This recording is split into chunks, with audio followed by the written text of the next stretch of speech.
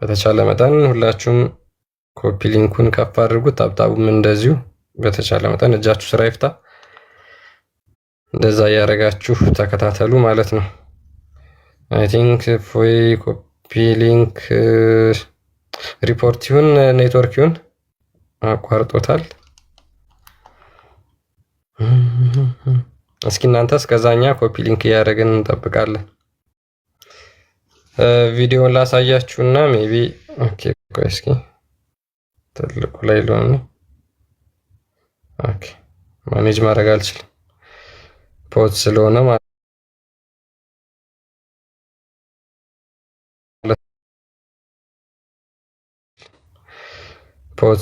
ማለት ለምን መተው ሪፖርት እንደሚያደርጉብንም አላውቅም። ቤቱ ላይ ሰሞኑን እንኳን ለ4 ቀን ነው ለ5 ቀን ያህል ተዘግቶብን ነበር፣ ትዝ ካላችሁ። የዛ አይነት እጣ እንዳይገጥመው። አሁን ደግሞ ረመዳን ደርሷል። ቁጭ ብለው ሌሊት ለሱር ሲነሱ የፎይን አካውንት ሪፖርት እናድርግ የሚል ዘመቻ ሊከፍቱ ስለሚችሉ እናንተ ደግሞ ያን ማድረግ መቻል አለባችሁ። ያንን አድርጉ በደንብ በተቻለ መጠን፣ ምክንያቱም ያው የኮንዲሽናቸውን ስለምናውቅ ማለት ነው። እና እነሱ በብዙ ሪፖርት ሲያደርጉ እናንተ ደግሞ ከነሱ እጥፍ አድርጋችሁ ኮፒ ሊንክ አድርጉ።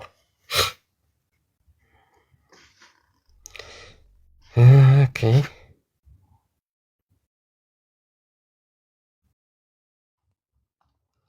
ኦኬ፣ ኮፒ ሊንክ አድርጉ። ኦኬ እሺ፣ የዛሬው ርዕሳችን ቁርአን መጽሐፍ ቅዱስን ያረጋግጣል በሚል ቶፒክ ነው የምንማማረው። ቁርአን የመጽሐፍ ቅዱስን እውነተኛነት መጠበቅ እንዲሁም ደግሞ አውቶሪቲው የክርስቲያኖችና የአይሁዶች እንደሆነ በደንብ አድርጎ ያረጋግጣል። የመጽሐፍ ቅዱስ ተአማኝነትን ራሱ ቁርአን ይመሰክራል ነው። ስለዚህ ቁርአን እንደዛ የሚመሰክር ከሆነ የቀድሞ መጽሐፍቶችን እንደዛ የሚያረጋግጥ ከሆነ እውነተኝነታቸውን የሚመሰክር ከሆነ ለምን ወንጌል ለምሳሌ ሙስሊሞች አትቀበሉም የሚለውን ከነሱ ጋር እናወራለን ማለት ነው። ምክንያቱም እውነተኝነቱን የሚያረጋግጥ ከሆነ አውቶሪቲውን የሚያረጋግጥ ከሆነ እንደተጠበቁ የሚያረጋግጥ ከሆነ እነዛ መጽሐፍቶች እውነተኞች የአምላክ ቃል ናቸው የሚለውን ነገር የሚያረጋግጥ ከሆነ አውቶሪቲያቸውም እንዲሁ ክርስቲያኖችና አይሁዶች እንደሆኑ የሚናገር ከሆነ ስለዚህ ባይ ዲፎልት እነዛ መጽሐፍቶች እውነተኛ ናቸው። እነዛ መጽሐፍቶች በነዛ አምነው በነዛ መስራት ግዴታ ነው ማለት ነው የሚሆነው። ስለዚህ በዚህ ቶፒክ እንነጋገራለን። ሙስሊሞች በሰከነ መልኩ በመረጃና በማስረጃ ማውራት እንችላለን ማለት ነው። ኦኬ አይ ቲንክ ፎይ ተመልሰዋል። ጎ ሄድ። እሺ ሜቢ እያስቸገረ ስለሆነ ኔጋ ትቀጥላለህ የተወሰነ እስከሚስተካከል ድረስ ሜቢ እንትን እስከሚል እንደነካኸው ዛሬ ቶፒካችን ምንድነው? እሱ ቁርአን መጽሐፍ ቅዱስን ያረጋግጣል በሚለው ነው። ትናንትና ሜቢ ክርስቲያን አልነበርክም፣ ያሳየናቸው ቪዲዮዎች ነበሩ። እነሱን ካሳየን በኋላ ደግሞ ዛሬ የተሰሩ 2 ድራማዎች አሉ። ሜቢ እነሱን ታሳየናለህ። እነሱን አይተናቸው ወደ የትናንትናው ፓራፍሬዝ ማድረግ።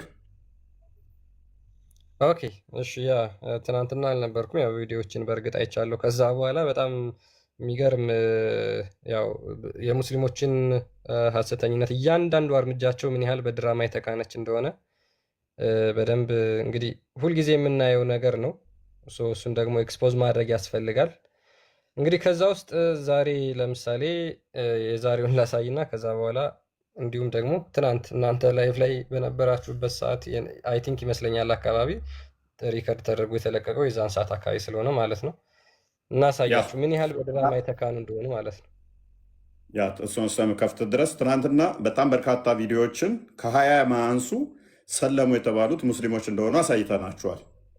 እኛ እዚህ ላይቭ ላይ በነበርንበት ሰዓትም አንደኛዋን በውሸት ሙስሊሟን ሰለመች ሲሉ ተይዘዋል ማለት ነው። ዛሬም ደግሞ ሰለመች ብለው ያሏት ገና የመጣች ሙስሊም የሆነች ሙስሊሟን ዛሬም ሰለመች ሲሉ ዛሬም ተይዘዋል ማለት ነው። ማታም ተይዘዋል፣ ዛሬም ተይዘዋል። ትናንትና ከ20 ያላነሰ ቪዲዮዎችን አሳይተናችኋል። በገንዘብ ሲያሰልሙ ራሱ ሙስሊም ሆኖ ለገንዘብ ብሎ 4 ጊዜ የሰለመውን አሳይተናችኋል። ሚስቱ ሙስሊም ነኝ፣ ልጆቹ ሙስሊም ናቸው፣ ቤተሰቡ ሙስሊም ነው። ግን ክርስቲያን ነኝ እያለ እዛኛው ጋር ሻዳ ይዛል፣ እዛ ጋር ሄዳል ሻዳ ይዛል፣ እዛም ሄዳል ሻዳ ይዛል። 16 ሚሊዮን ብር ለማስመለስ ማለት ነው። 16 ሚሊዮን ብር እንትን ብዬ ተበልቻለሁ ብሎ ክርስቲያን ነኝ እያለ ገንዘብ ይከፍላል ማለት ነው። ዛሬ ደግሞ ከተዋረዱት ውስጥ ቀጥል። ያ እንግዲህ ውሃ ካሳ ውስጥ ሲወጣ መኖር እንደማይችል እንዲሁም እስልምና ደግሞ ያለ ውሸት አንድ ቀን ማደር እንደማይችል በየቀኑ ነው ባይዘው የሚሰሩት ፖለቲካ በየቀኑ። እኛ እንደ አጋጣሚ የምትለቀቅ አንድ ሁለት ቪዲዮ ስለምትደርሰን ነው እንጂ እያንዳንዱ አካሄዳቸው እርምጃቸው በውሸት የተሞላ በሐሰት የተሞላ በማጭበርበር በማታለል የተሞላ እንደሆነ መረዳት እንችላለን። ሉክ ይሄ የዛሬ ቪዲዮ ነው ላሳያችሁ። ኧረ መጀመሪያ አንዴ ምናልባት ማስረጃ ከፈለግሽ ማለት ነው። ምዕራፍ 2 ፈትላት ይሽካል ችግር የለውም። ግን እኔ ስለ እስልምና ብዙ እንትን አይደልኩም። ግን መጽሐፍ ቅዱስን ሳነብ ምናምን ነው አሁን እየወሰንኩት ማለት ነው። ግን መማር እፈልጋለሁ። ሁሉም ዘሆል ታክቲካቸው ምንድን ነው? ማጠራጠር። መጽሐፍ ቅዱስን ስናነብ ስህተት መሆኑን አገኘን። ስህተት ነው በቃ ምናምን። ትናንትና ማየታችኋል። መምህራኖቻችን ምንም የሚያውቁት የለም። መጽሐፍ ቅዱስን የማያውቁም፣ እስልምናን የማያውቁም። እኛ ጋር ጥቅስ አንድ የሚያውቅ የለም። ጥቅስ መዘመር ብቻ ነው የምናውቀው። መምህራኖቻችንም መዘመር ነው የሚያውቁት፣ እኛም መዘመር ነው የምናውቀው። ጥቅስ ምን እንደሆነ አናውቅም። መጽሐፍ ቅዱስ ምን እንደሆነ አናውቅም። አይታችኋል። ትናንትናውንም ልጅ አይታችኋል። ራይት ቀጥል።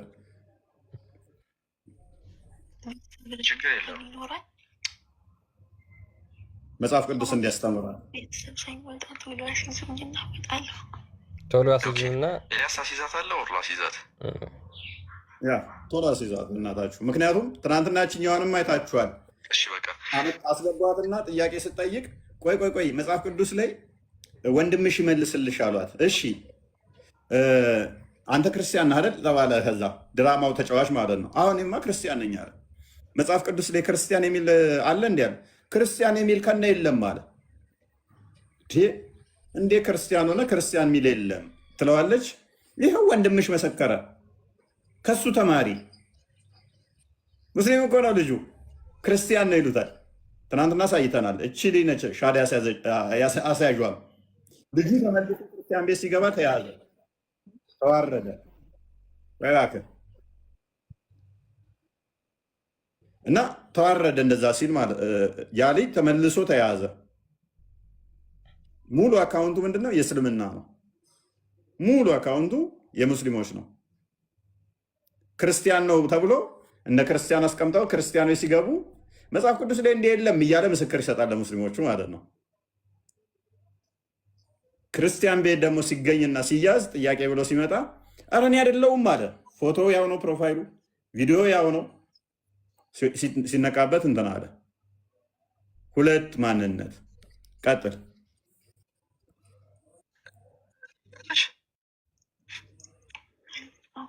እኔ የምለውን አብረሽኝ በይ። አሽሀዱ አላ ኢላሃ ሁሉን ቻይ አምላክ ማን ነው? አሰላሙ አለይኩም ወራህመቱላሂ። እንግዲህ ወደ ቤቷ ሲገባ ነው ሻሃዳ ያዘች። ሻሃዳ እያያዘች ወደ ቤቷ ተገባ። እኔ የምለውን አብረሽኝ በይ። አሽሀዱ አላ ኢላሃ ሁሉን ቻይ አምላክ ማን ነው? አሰላሙ አለይኩም ወራህመቱላሂ ወበረካቱ። አልሞትኩም በስተቀር ሴት ልጅ السلام عليكم ورحمة الله وبركاته. ሰማዕቱ ነው ዝና እንቅልፍ ታስታውሽ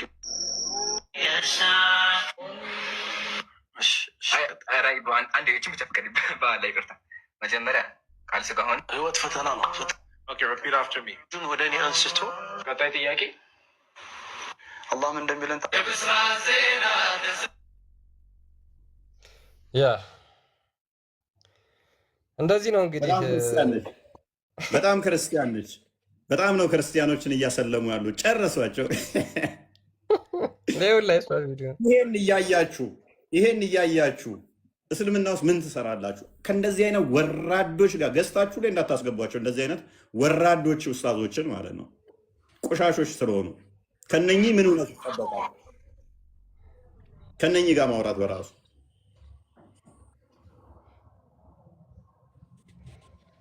ከዛ ያዞሩታል። እንደዚህ አንድ የተማምቆ አንተ አሁን ቪዲዮና አንድ የዝጋው ክርስቲያን ዋርኒንግ አይደለም።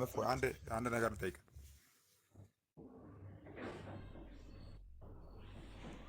ተቀጥል። አንዴ ማውን ነገር እንትን አታሳየ። ካሜራ ወደ ዝጋ።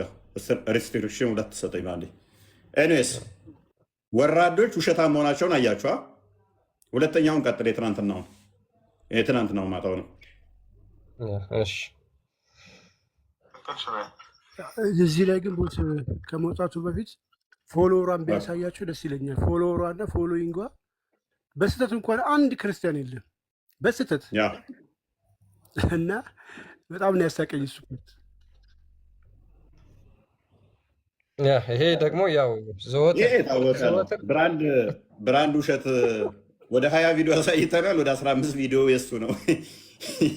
የዚህ የታወቀ ነው የውሸት ፋብሪካ ስለሆነ ቀጥል።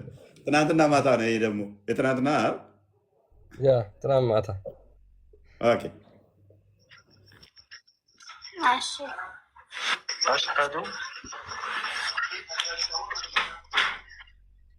አሽሀዱ አላ ኢላሃ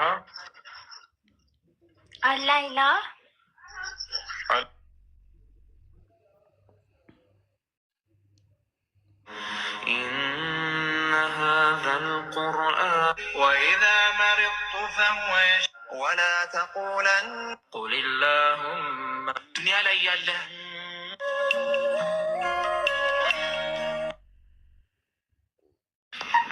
يا عبادي فتوكل على وصينا. በጣም ነው ክርስቲያን ናቸው። በጣም ክርስቲያን ናቸው እነኚህ ሰዎች። ሰው እነኚህን ኡስታዝ ብሎ አሁን ሲከተል ከነኚህ ጋር አውሩ እንኳን ሲለን አለማፈራቸው ማለት ነው። ከእንደዚህ አይነት ቆሻሾች ጋር ማለት ነው። ከእንደዚህ አይነት ወራዳ ኡስታዞች ጋር ማለት ነው።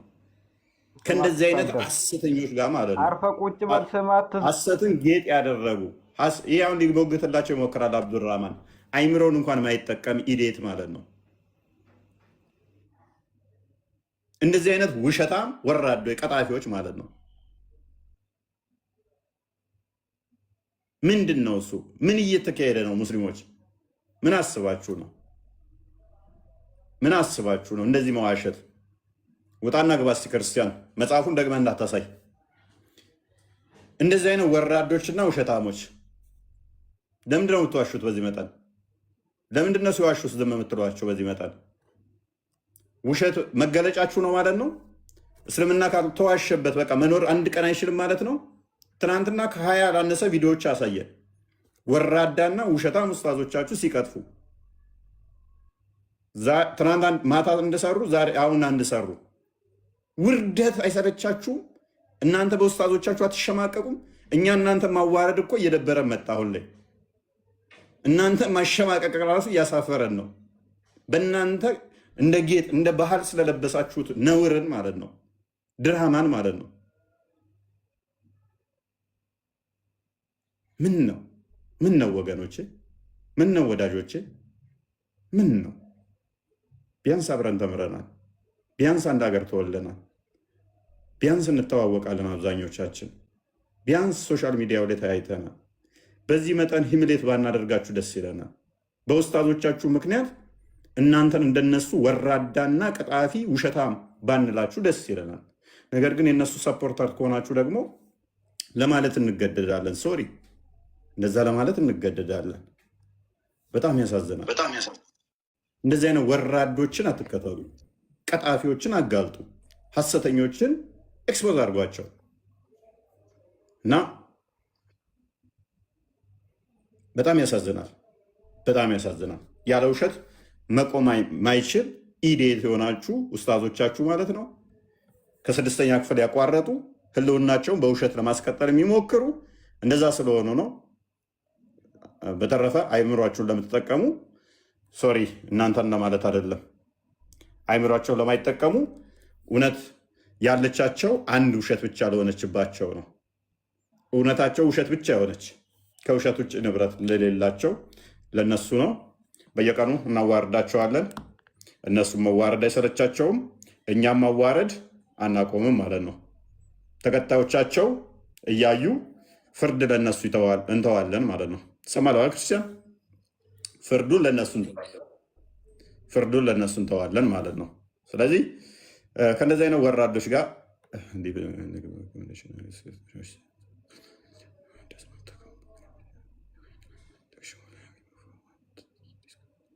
እሺ፣ ቀጥል። በቃ ወደ ዛሬው ቶፒክ ቪዲዮን ደግመህ እንትኑን እንዳታሳይ ሜይ ቢ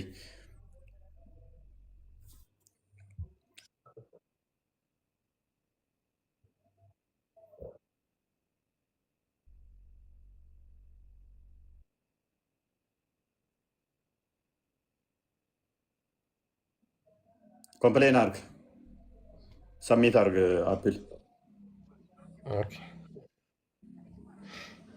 እሺ አይ ቲንክ ይሰማል መሰለኝ አይደል? ዘጋ ነው። እሺ ያው ወደ ዛሬው ርዕስ እንግባና እንመለስ። ወደ ዛሬው ርዕሳችን ሙስሊሞች በተቻለ መጠን ሳትዋሹ ሃይማኖታችሁን ለማስረዳት ሞክሩ። ለምንጠይቃችሁ ጥያቄ ደግሞ እንዲሁ እናንተ ሳትዋሹ በመረጃ በማስረጃ ማውራት እንችላለን። ቤታችን ሁሌም ኦፕን ስለሆነ ማለት ነው። ቶፒካችን ምንድን ነው? ቁርአን የቀደሙት መጽሐፍቶችን ያረጋግጣል ነው። ቁርአን የቀደሙ መጽሐፍቶችን ማለትም ቀድሞ የወረዱት መጽሐፍቶች እንደ ኢንጅልና ተውራት የመሳሰሉትን እንደሚያረጋግጥ የእነሱን እውነተኝነት ደጋግሞ በጣም አንድ ቦታ አይደለም፣ ሁለት ቦታ አይደለም፣ ሶስት ቦታ አይደለም፣ እጅግ በጣም በተደጋጋሚ ቦታዎች ላይ እነዛ መጽሐፍት እውነተኛ መጽሐፍት እንደሆኑ ያረጋግጣል። እነዛ መጽሐፍቶች እንግዲህ በጊዜው ሙሐመድ በነበረበት ሰዓት ያሉ መጽሐፍቶች እንደሆኑም እንዲሁ ደጋግሞ ብዙ ቦታዎች ላይ ይናገራል።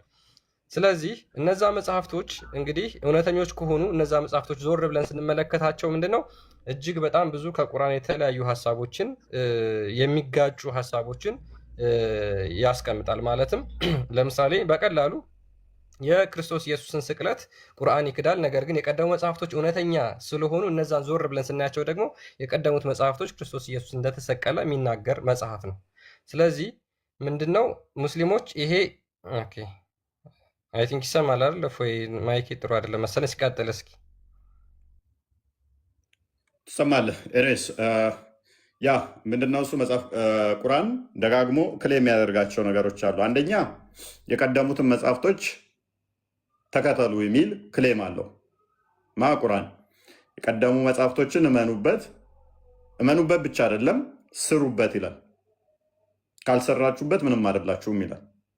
ሁለተኛ የቀደሙ መጽሐፍቶችን እመኑበት ስሩበት ካለ በኋላ ሁለተኛ ቁርአን ራሱ ደግሞ የቀደሙትን መጽሐፍቶች የሚያረጋግጥ ነው ይላል። ኮንፈርሜሽን ተቀደሙት ጋር ተስማሚ ተመሳሳይ ነው የሚል ጥቅሶች አሉት። ተቀደሙት ጋር የሚስማማ ተመሳሳይነት ያለው እንደሆነ። ሶስተኛ በቀደሙት መጽሐፍቶች ፍረዱ የሚል አስተምሮ ይዟል። እመኑበት ወይንም ስሩበት። ቁርአን ከቀደሙ መጽሐፍቶች ጋር የሚስማማ ነው ወይንም ደግሞ ኮንፊርም የሚያደርግ ነው። በቀደሙት መጽሐፍቶች ፍረዱ። እነኚህ ነገሮች ይዟል። እነኚህ ሶስቱ ነገሮች ደግሞ ግጭት ከሚለው ጋር ወይንም ደግሞ የቀደሙት መጽሐፍቶች ተበርዟል ከሚለው ጋር በፍጹም አብረው የማይሄዱ ናቸው፣ ሊስማሙ ማይችሉ ናቸው። ሰንበዲ መጥቶ የቀደሙት መጽሐፍቶች ተበርዟል የሚል ከሆነ ከነኚህ ከሶስቱ የቁርአን ክፍሎች ጋር ይጋጫል። በደንብ አስተውሉ። እመኑባቸው ስሩባቸው ከሚለው ጋር አንድ መጽሐፍ ከተበረዘ በኋላ የቀድሞ መጽሐፍ ከተበረዘ ወይንም ደግሞ ውሸት ተቀላቀለበትና ከጠፋ እመንበት ስራበት ልትባል አትችልም። እመንበት ከተባልክ ያ መጽሐፍ የተበረዘ ከሆነ እመንበት ስራበት ተብለሃል። በተበረዘ ነገር እንዴት ነው የምታምነው? በተበረዘ ነገር እንዴት ነው የምትሰራው? የሆነ ብርጭቆ ውሃ ውስጥ ያ ብርጭቆ ውሃ አያትህ ወይንም እናትህ ነች የሰጠች። ያንን ብርጭቆ ውሃ ጠጣበት ከተባልክ በኋላ ብርጭቆ ውስጥ ውሃ ውስጥ መርዝ ገብቷል ብትባል ምን ማለት ነው? ወይን አጠጣው ነው መባል ያለበት መርዝ ከገባበት። ማለትም ብርዘት ማለት የተበረዘ ማለት የፈጣሪ ቃል ምትለው ውስጥ ስተት ገብቷል ማለት መርዝ ነው ማለት ነው። ቶክሲክ ሆኗል፣ ተመርዟል። ከተመረዘ በኋላ ጠጣው ልትባል አትችልም። አልጠጣውም ብለህ ካልክ ከፈጣሪ ጋር የምትጣላው የፈጣሪን ትእዛዝ ነው የጣስከው ማለት ነው። ጠጣ እያለህ ወይንም ደግሞ እመንበት ስራበት እያለህ ኖ አላምንበትም አልሰራበትም ካልክ ከፈጣሪ ጋር ልትጣላ ነው። ጋነም ይወረውረሃል ማለት ነው። ጋነም ይከትሃል። የግዴታ ጋነም እንዳይከትህ የፈጣሪን ቃል ማጠበቅ አለብህ። ምን ብለህ አምንበታለሁ ሰራበታለሁ ማለት አለብህ። ማመን ብቻ ሳይሆን ጥቅሶቹን እናያለን። ካልሰራችሁበት ይላል ምንም ናችሁ ነው የሚለው። ማመን በራሱ በቂ አይደለም። አምነህበት ልሰራበት ይገባል ይላል።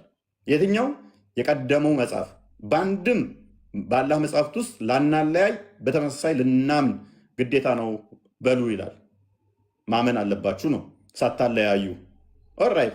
ስለዚህ ሳላለያይ ከቁርአን ጋር ማምን ከሆነ ያኛው መርዝ ገብቶበታል ደግሞ መልሰህ አንተ ምትል ከሆነ ኦኬ፣ እመንበት ካለህ ሰውዬ ጋር እየተጣላህ ነው። እመንበት ካለህ አምላኬ ከምትለው ጋር እየተጣላህ ይሆናል ማለት ነው።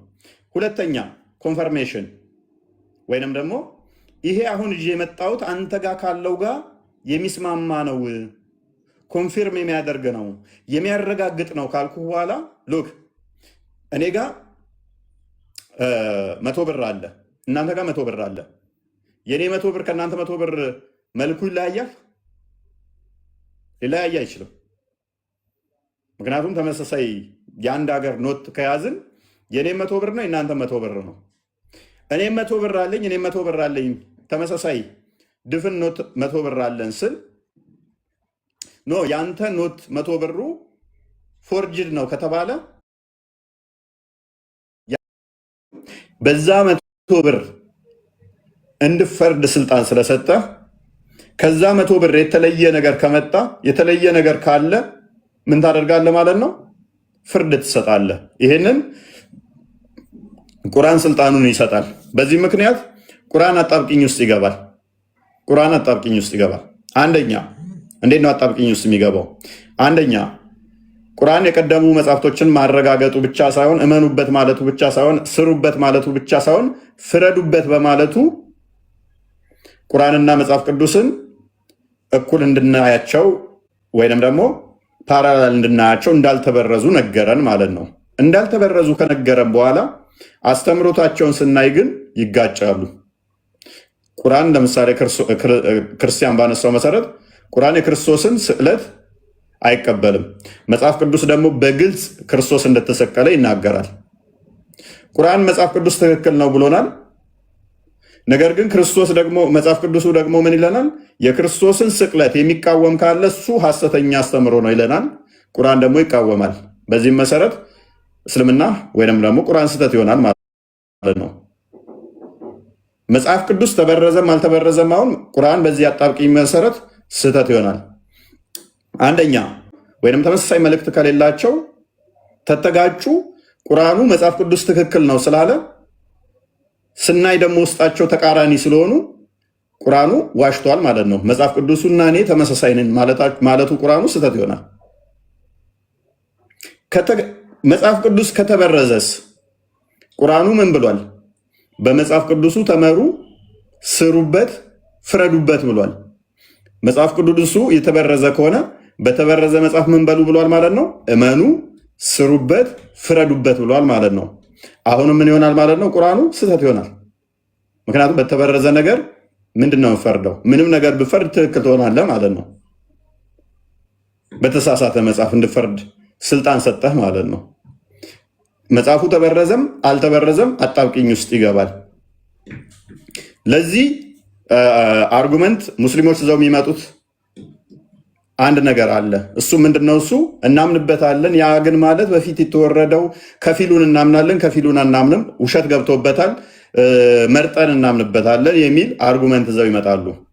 አንድ ጥቅስ ብዙ አይደለም፣ አንድ ጥቅስ ከቁርአን ውስጥ ከፊሉን እመኑበት፣ ከፊሉን ግን አትመኑ፣ ከፊሉ እውነት አለው፣ ከፊሉ ግን ስህተት ነው የሚል አንድ ጥቅስ ከቁርአንም ከሐዲስም የለም። በተቃራኒው ግን ዲፌንድ ላድርግልህ። እኔ አሁን በቃ ቶፒክ ላይ አውራ። እሺ ትቀጥላለህ። በተቃራኒው ግን ከፊሉን እናምናለን ከፊሉን አናምንም የሚሉትን በግልጽ ቁርአኑ ምን ይላቸዋል? ካዲ ይላቸዋል። በከፊል እናምናለን በከፊል አናምንም ካሉ ማለት ነው። በከፊል አምነው በከፊል ማያምኑ ከሆነ በግልጽ ቁርአኑ ካዲ ያደርጋቸዋል። ስለዚህ ምን ማድረግ አለባቸው ማለት ነው? ሙስሊሞች ነሰሰርሊ በሙላት በተመሳሳይ ሳያከፍሉ ሳያለያዩ ማመን ግድ ይላቸዋል ማለት ነው። እና አንድም ቦታ ላይ አንድ ጥቅስ እንኳን ወንጌል ሎክ መጽሐፍ ቅዱስ ወንጌልና ተውራት ለሁለት ጭፍሮች ተሰጥቷል ተብሎ ይታመናል። ሱራ 6 157 እንደዚህ አካባቢ ላይ ተውራት ለአይሁዶች እንጂል ለክርስቲያኖች ተብሎ ይታመናል። የመጽሐፉ ሰዎች እነሱን ናቸው የሚላቸው ሁለቱ ጭፍሮች ብሎ ያስቀምጣቸዋል ቁርአኑ። አንድም ጥቅስ በማያሻማ በማያወላውል ሁኔታ እንጂል ተበርዟል የሚል ሎክ እንጂል ተበርዟል የሚል አንድ ጥቅስ የለም። አንድ ጥቅስ ስሩበት፣ ፍረዱበት፣ ተመሩበት ወይንም ደግሞ ቁርአን ከእሱ ጋር ሊስማማ ነው የመጣ የሚል ግን በቃኝ እስክትሉ ጥቅስ ሰጣችኋለሁ። አንድ ጥቅስ ቁርአን ውስጥ ሎክ አንድ ጥቅስ ቁርአን ውስጥ እንጂል ተበርዟል የሚል የለም። ሁለተኛ በስኮላሮቹ ደረጃ በዚህ ጉዳይ ላይ እንዲህ ነው ያሉት። አንዳንዶቹ እስከ ቂያማ ድረስ ተበርዟል ማለት አይቻልም፣ አልተበረዘም። ታዋቂ የሚባሉት አይ ቲንክ በ10ኛው ሴንቸሪ ላይ ማነው ስሙ ጠፋኝ፣ እሱ የተነሳው ነው ሞር ሲያየው መጽሐፍ ቅዱስና ቁርአንን ሲያይ ግጭት መኖሩን ሲያይ እሱ ነው ሞር መጽሐፍ ቅዱስ ተበርዟል ማለት አለብን የሚል አርጉመንት የመጀመሪያ የመሰረተው እሱን 10ኛው ሴንቸሪ ላይ አካባቢ ማለት ነው ከመሐመድ ሞት ኦልሞስት ከ400 ምናምን ዓመት በኋላ ማለት ነው። ከዛ የዘለለ ግን ምንድነው በስኮላሮቹ ዘንድ ሁሉም የራሳቸውን አስቀምጠዋል።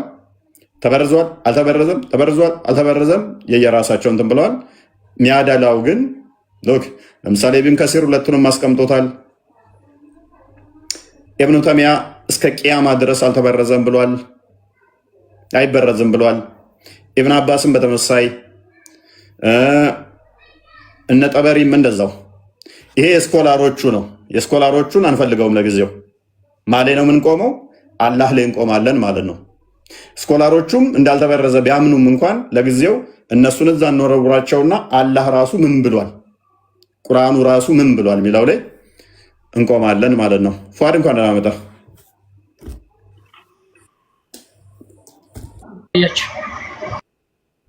መልካም ሜቢ ማብራሪያን ሰምተዋል። በቁርአን ውስጥ አንድ ጥቅስ በማያሻማ ሁኔታ ወንጌል ተበርዟል የሚል አለ? ኦኬ፣ ህዝቡን ለማዳን ከሆነ የዚች ዓለም ፈጣሪ ማን ነው? መጀመሪያ ይሄን መልስልኝ። አንተ መምህር አይደለም? የዚች ዓለም ፈጣሪ ማን ነው? በማስረጃ የዚህን ዓለም ፈጣሪ የምታውቀው እኮ ከመጽሐፉ ነው። መጽሐፉ ደግሞ ማን ነው የሚለው ማወቅ አለብን። ስለዚህ ወንጌል ተበርዟል የሚል አንድ ጥቅስ አለ? በማስረጃ እሱን አሳየኝ እባክህ። ይሄ ሁሉ ሰው እየሰማ ነው። 1700 ተረቱን ተውና ይሄን ብቻ መልስልኝ። ሂድና በቃ የማሜን ተረት አዳምጥ። ሂድና የመሐመድን ተረት አንብብ። እዛ ኢዴት ባለጌ አትሆኑ። እዚህ ገብታችሁ ሪስፔክት እናደርጋችኋለን። ስድብ አትጀምሩ። ቀድማችሁ ካያችሁ ምላሽ ልስጥበት ብሎ ነበረ እኔ እያብራራው። አንድ ጥቅስ ወንጌል ተበርዟል የሚል ቁርአን ውስጥ ሽታውም የለም። እመኑበት፣ ስሩበት ነው ያለው አላህ። አሁን ያሉት ታላህ ተሻሉና ከአላህ ይልቅ እውቀት አገኙና ከሙሐመድ ይልቅ ተሻሉና መጽሐፍ ቅዱስ ስንሰራበት ስናምንበት መጽሐፍ ቅዱስ ላይ በግልጽ ክርስቶስ መሰቀሉን መሞቱን መነሳቱን እንደሚናገር ሲያውቁ አይ ተበርዟል አንፈልግም አንቀበልም አሉ። አንቀበልም ተበርዟል ቁርአኑ ብላለች አላለም። ሶሪ አላለም ቁርአኑ። ፉአድ ከድር አላህ ሰላም ነው። እንዴት ናችሁ? ኦኬ መልካም፣ እንኳን ደህና መጣ ብያለሁ። ቤቢ ማብራሪያን ሰምተዋል። ኢንጅል ተበርዟል ብለህ ታምናለህ? አላምንም። ስለዚህ አልተበረዘም። ተበርዟል የሚል የለም። ስለዚህ አልተበረዘም። ያላ ቃል ለኛ እያወረድን ነው፣ እኛ ነው የምንጠብቀው ይላል። ከሱ የወረደው እሱ ነው የሚጠብቀው። ስለዚህ በኢንጅል ታምናለህ? ኦኬ። በኢንጅል የምታምን ከሆነ ኢንጅል ነው ያለው። በኢንጅል መኑ የሚል የለም እኮ በመጀመሪያ ደረጃ። በኢንጅል መኑ የሚል የለም። ፍረዱበት ማለት ስሩበት ማለት ፍረዱበት አይልም። ፍረዱበት ማለት ዳኙበት ማለት ነው እንጂ መኑበት ማለት ነው። እንዴት ታዲያ በማታምነው ነገር ትዳኛለህ ከድር። ስለዚህ ሐሰት ዳኝነት ትሰጣለህ እንዴ አንተ? ከአምላክ መውረዱን እኮ ነው የምናምነው። ከአምላክ እንደሆነ እኮ ነው የምናምነው። ምዳኝበትስ? አይ መዳኘትማ ከአምላክ የወረደውን እኮ መዳኘት ችግር የለም። ግን አዲስ መጽሐፍ ተሰጠ ነው እንጂ ነው። በየህዝቡ አዲስ መጽሐፍ ይሰጣል። ፍረዱበት ማለት ምን ማለት ነው? ስሩበት ማለት አይደለም። ፍረዱበት ማለት ስሩበት ማለት አይደለም። ምን ማለት ነው ታዲያ? እሺ ወንድማችን፣ ስሩበት ማለት ካልሆነ ፍረዱበት ማለት ፍረዱበት ማለት የመጀመሪያው ላይ ቆሙና ሂዱ፣ ልክ እንደ ነብይ ማለት ነው። የት ነው የምትሄዱ? እንደወረደ ለማሳየት የተጠቀመ ማለት እንደወረደ ለማሳየት ማለት ከአምላክ እንደመጣ እንድናምን ነው። ኖ ፍረድበት፣ ስራበት እኮ ነው። ስራበት ስራበት ማለት እኮ ኢመንበት አይደለም። ስራበት ማለት እና ኢመንበት ይለያል። ታምንበታለህ? ታምንበትም? እሺ ምኑን ነው የሚያምንበት? በኢንጂል ታምናለህ? አታምንም? ምን ብዬ እንደወረደ ያምናሉ ከአምላክ። ኦኬ ትሰራበታለህ ብቻ ነው። ከአምላክ እንደመጣ ነው የሚያምንበት ነው። ኦኬ ከአምላክ የመጣ መጽሐፍ ትሰራበታለህ? አትሰራበትም? ትሰራበታለህ? አትሰራበትም? ለኛው ሞት አይደለም ወይ? ኦኬ ስለዚህ የመጽሐፉ ባለቤቶችስ በማን ነው መስራት ያለባቸው? ልክ ለሙሉ ክዳን እንደተሰጣቸው እናንተ ደግሞ አዲስ ክዳን እንደተሰጣ ነው። እኛ ሎክ ብሉ ኪዳንም ቢሆን እኛ ተበርዟል አንልም። ማይገናኝ ነው እሱ። ኪዳኑ ተበርዟል። ስለዚህ ተበርዟል ካላልክ ስለዚህ እንትኑን ታጸድቃለህ። መጽሐፍ ቅዱሱን አይሚን ኢንጂሉ አልተበረዘም፣ ኢንጂል አልተበረዘም ብለህ ታምናለህ። ኦራይት። ስለዚህ ካልተበረዘ ለምን ሊጋጭ ቻለ? እንዴት ሊጋጭ ቻለ ማለት ነው? ምክንያቱም ኢንጂል ላይ ለምሳሌ ኢየሱስ እንደተሰቀለ ይናገራል። ቁርአን ላይ ደግሞ እንደተሰቀለ አይናገርም። አልተበረዘም ካልከኝ ምንም እንኳን ኪዳኑ ቢቀየርም በቁርአን ላይ ስዕለቱን አይቀይረውም አይደለ? የተሰቀለን አካል አልተሰቀለም ካለ ክደት ነው የሚሆነው። የኪዳን መለወጥ ወይንም ደግሞ የኪዳን እንትን ማለት መፈጸም ሳይሆን እዛ ጋር የተሰቀለን አካል እዚህ ጋር አልተሰቀለም የሚል ከሆነ ወደ ክደት ገባ ማለት ነው። ቁርአን እየካደ ነው። እውነታ አልተበረዘም ታምናለህ? ምን መሰለህ መበረዝ ሳይሆን መጀመሪያ የነበረውና አሁን ያለው የተለያየ ነው የሚል አቋም ነው እንጂ መበረዝ አይደለም። ማን ያለ? መጀመሪያ የነበረውና አሁን ያለው የተለያየ ነው ያለ ማን ነው? የትኛው ቁርአን ክፍል? እንትን ያረዳድ እባክህ። ያንተን አረዳድ ምን ያደርግልናል? ኪስ ክተተው። ያንተን አረዳድ አይደለም የምንፈልገው። አሁን ያንተን አረዳድ ሳይሆን ከድር ቁርአኑ ምን ብሏል? ስለቀደሙት መጽሐፍቶች ምን ብሏል? እሱማ ከሰማይ እንደወረደ ካላመንክ በአራቱ መጽሐፍ ያለው ክርስቲያን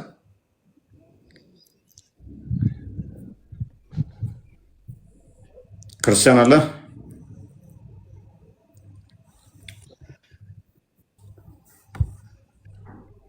ኦራይት ኦኬ፣ ይህንን አንብብልን እስኪ። አንብቦ አመጣ አንብቦና ምንድነው አንብቦ አንተ ፈሰርልን። ከፈለክ አረብኛውን ከፈለክ አማርኛውን በመጽሐፍ ቅዱስ ምን ይላል? ምን ይላል? እስቲ አንብብና ፈሰርልን። አንብቦ አንተ ነው ያመጣው። እኔማ አመጣው። የኢንጂል ባለቤቶች በውስጡ ባለው ነበሩ ህዝብ ማለት ነው። መቼ በነበሩ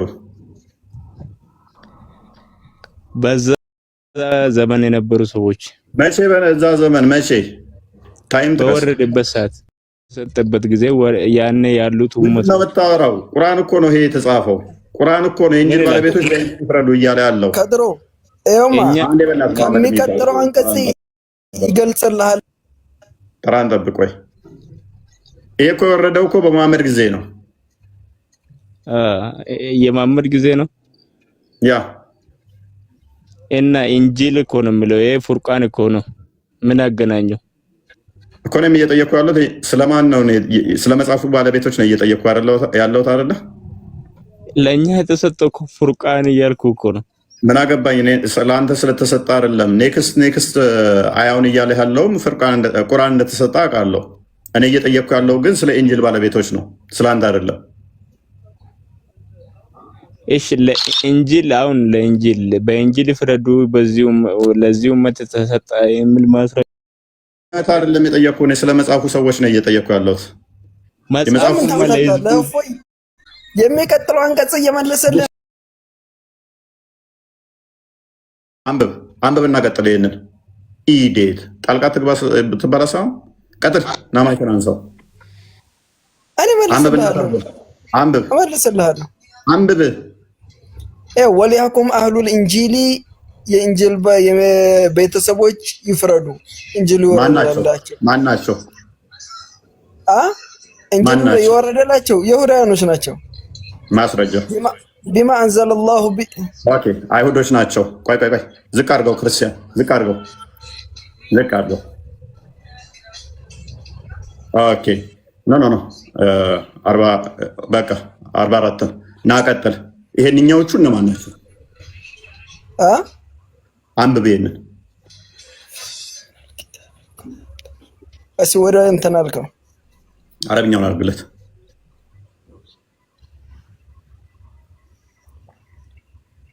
ኢና አንዘልና ተውራተ ፊሃ ሁደን ወኑረን ተዘሰ። እኛ እኮ በበፊት የወረዱትን መጽሐፎች አልቀርናቸውም። ኢና አንዘልና ተውራትን አውርደናል። ገባ? ፊሃ በውስጧ ደግሞ ሁደን መመሪያ ናት፣ ወኑረን እንደገናም ደግሞ ብርሃንም ናት። ያህኩሙ ቢሃ ነቢዩና ነቢያቶች የሚፈርዱባት የሆኑት አይ ቀደምተ ነቢያቶች ናቸው። ገባ? ለምሳሌ አልጠየኩም። ቁርአኑን አንብብና በስርዓት ተርጉም፣ አትዋሽ።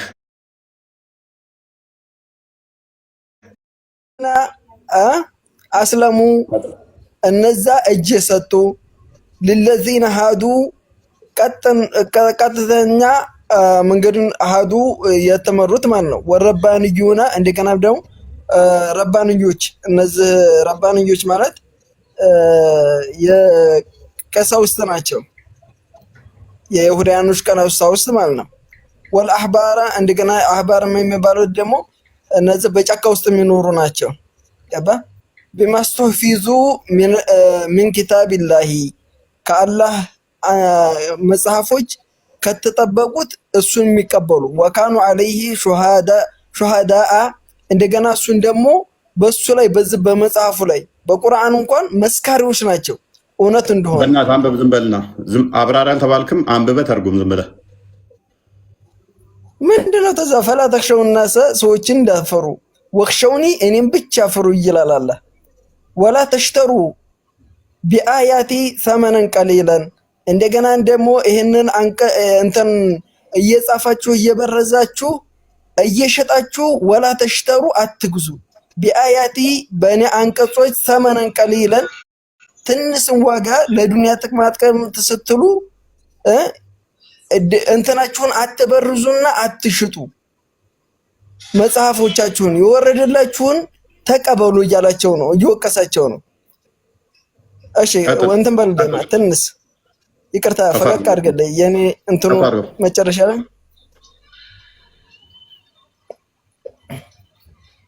ትንስ ወደ ላይ አልጨረስኳትም። አንቀጹን ወደ ታች ማለት ነው። ተሽተው እኮ ነው 44 ነው ያነበብከው አይደል መሐመድ? ወመን ለም ያህኩም ቢማ አንዘለላሁ አላህ በዋረደው እኮ ያልፈረደ ፈኡላኢከ ሁሙል ካፊሩን እነሱ ከሃዲዎች ናቸው ይላል። እነማን ናቸው? እነዚህ ካፊሮች ያላቸው የሁሪያኖችና ነሳራኖችን ናቸው። ገባ? በዛን ጊዜ ጌታ መጣ ነሳራ ሚል በዛን ጊዜ የነበራቸው የሁሪያኖች መጽሐፎች ማለት ነው። አልጠየቅኩህም። ነሳራ የሚለው የትኛው ቃል ነው? አሁን ነሳራነት እኮ አይደለም፣ በዚህ በአላህ አንቀጾች ላይ ነው። አትዋሽ። ቅድም የሰራሃትን ውሸት ለማረማት ሞክር። በስርዓት ተርጉም። ነሳራ የሚል እዚህ ቃል ካለ ለምን ምትዋሸው? ካለ ለምን ዋሸው? ለምን ተጭበረበረው? ወመን ለም ያህኩም ቢማ አንዘለላሁ እኮ ነው አላህ በዋረደው እኮ ነው ያለው። በተውራት ፍረዱ የተባሉት እነማን ናቸው? ተውራት ይሁዳ ነውማ፣ እንጂል ደግሞ ለነሷራ ወረደማ። ቅድም እኮ ለአይሁዶች ነው እያልክ ነበረ። እንጂል ለነሷራ ነው። ይኸው ልንገርህ። ታዲያ ሳታውቅ ቅድም ለምን ሞገትከኝ? ቆይ ልንገርህ። ምን ትነግረኛለህ? ሁለቱም ኪታቦች ማለት ነው። ታዲያ አንተ ለዛ ቅድም ሳታውቀኝ ስለሞገትከኝ ነው ወደዚህ ዝቅ ብዬ ያመጣሁብህና አይሁዶችን ያሳየውህ። እንደሚያውቅ አስሬ ጣልቃ እየገባ እየረበሽክ ስለነበረ ሲል ማለት ነው። የይሁዳ ነሷራኖችን ስለሚገልጽ ነው። መጫወት አይጠበቅብህም። ተረጋጋ። ሁልጊዜ የሚያውቁትን እኮ እንትን አትከራከርም። አትጩህ። ምክንያቱም መጽሐፉ የወረደው በሁለቱ ጎሳዎች ላይ ስለሆነ አስቀድሞ ተውራት አይሁዶች ላይ ነው ተብሎ የሚታመነው እንደ እስልምና። ከዛ ደግሞ ነሳራዎች ላይ ደግሞ ሆነና ኢንጂል ባለቤቶች በኢንጂል ይፍረዱ ሲል ነሳራዎችን ሪፈር እያደረገ ነው። ኦራይት አሁን አይሁዶች ላይ አድርገው። አይሁዶች ሲፈርዱበት አይሁዶች ይፍረዱበት የተባሉት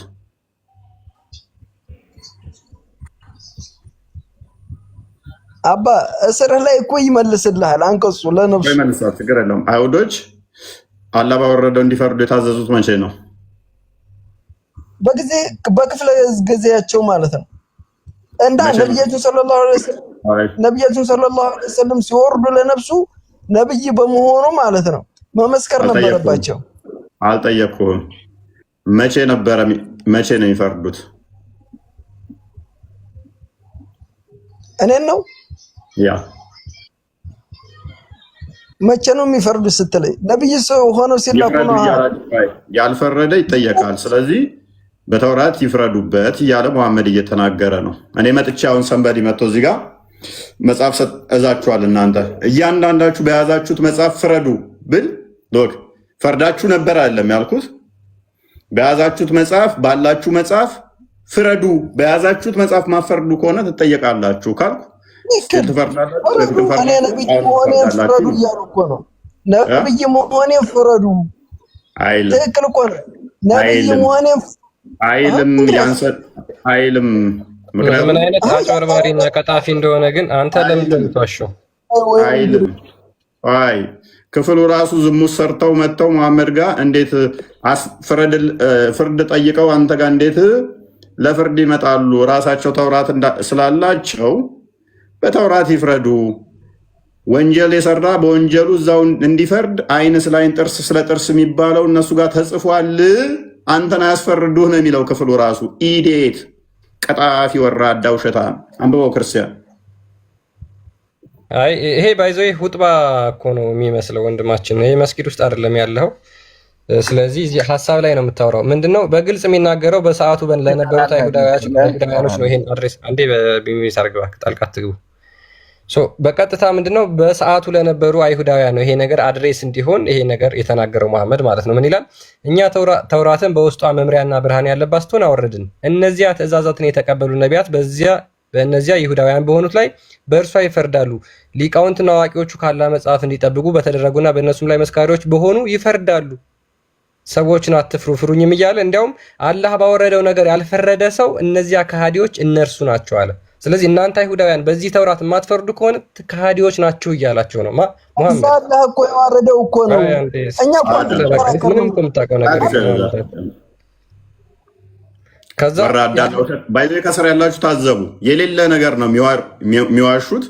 እኛ እያነበብን እናሳያችኋለን። ከእስልምና ወጥት ሹልክ እንደዚህ አይነት ወራዳና ቀጣፊ ሲመጡ ያሁን ከኡስታዞች የተማረው ነው ድራማ የሚሰሩት ሚስቶቻቸውን ሻዳ ከሚያስይዙት የለመደ ነው።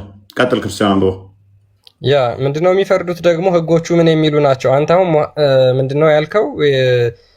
የሙሐመድን በእኔ መኑ በሱ ነው እንዲፈርዱ። እሱ ሲጀመር ፍርድ አይባልም። አንደኛ ግን እዛው ቁርአኑ ላይ እዛው አንቀጽ 45 ላይ ዝቅ ብሎ ራሱ ይናገራል። ፍርዱ ምንድነው? በእነርሱም ላይ በውስጧ ነፍስ በነፍስ አይንም በአይን አፍንጫም በአፍንጫም ጆሮም በጆሮም ጥርስም በጥርስ ይዟል ብሎ ይናገራል። ስለዚህ ይሄንን የያዘውን ህግ በዚህ ፍረዱ እያለ እያስቀመጠ ነው ማለት ነው። የምን መሐመድ ነው የምታወራው? በግልጽ ያስቀምጣል።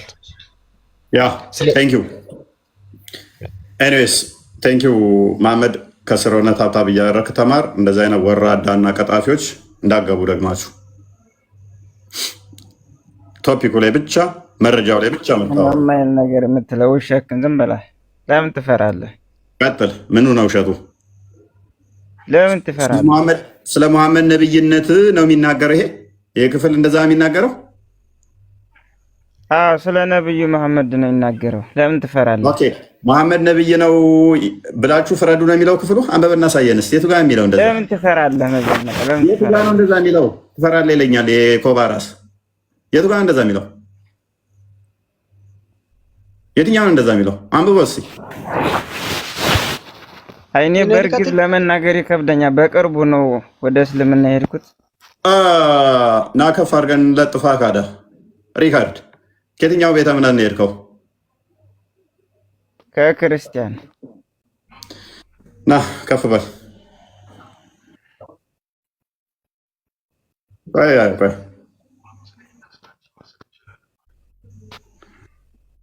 ኦኬ ከየትኛው ቤተ እምነት ነው የሄድከው?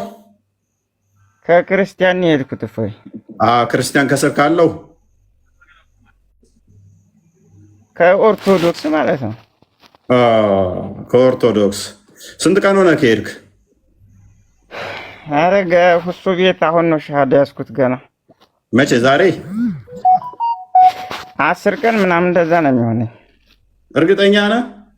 10 ቀን ሞልቷል? 10 ቀን ሞልቷል? እርግጠኛ ነህ? አዎ እንደዛ ነው የሚሆነው። 10 ቀን 12 ቀን። ኦኬ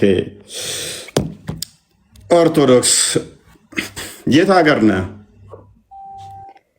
እኔ አዲስ አበባ ነው የምኖረው። አሁን ስደት ነው ያለሁት። አውቀህ ነው የሄድከው አይደለ? ኦርቶዶክስ ስህተት ነው ብለህ? አውቄ ተምሬ ነው የሄድኩት። ኦኬ 5ቱን አዕማደ ምስጢራት እስቲ ንገረኝ።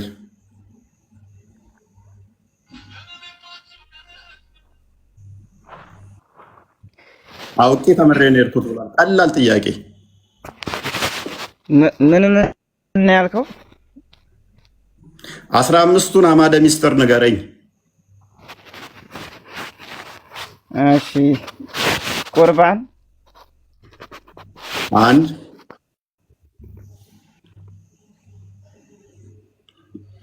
ይላክልህ ኡስታዙ የስድስተኛ ክፍሉ። እሱ ደግሞ ሌላ ጋር እየደወለ ነው። ቁርባን አንድ፣ ያኛው ኡስታዝ ሌላ ጋር እየደወለ፣ ኡስታዙ ራሱ ጨንቆታውን ቂጡ ሁሉ አልቦታል። አዋረድከኝ አስበላኸኝ እያለ ነው።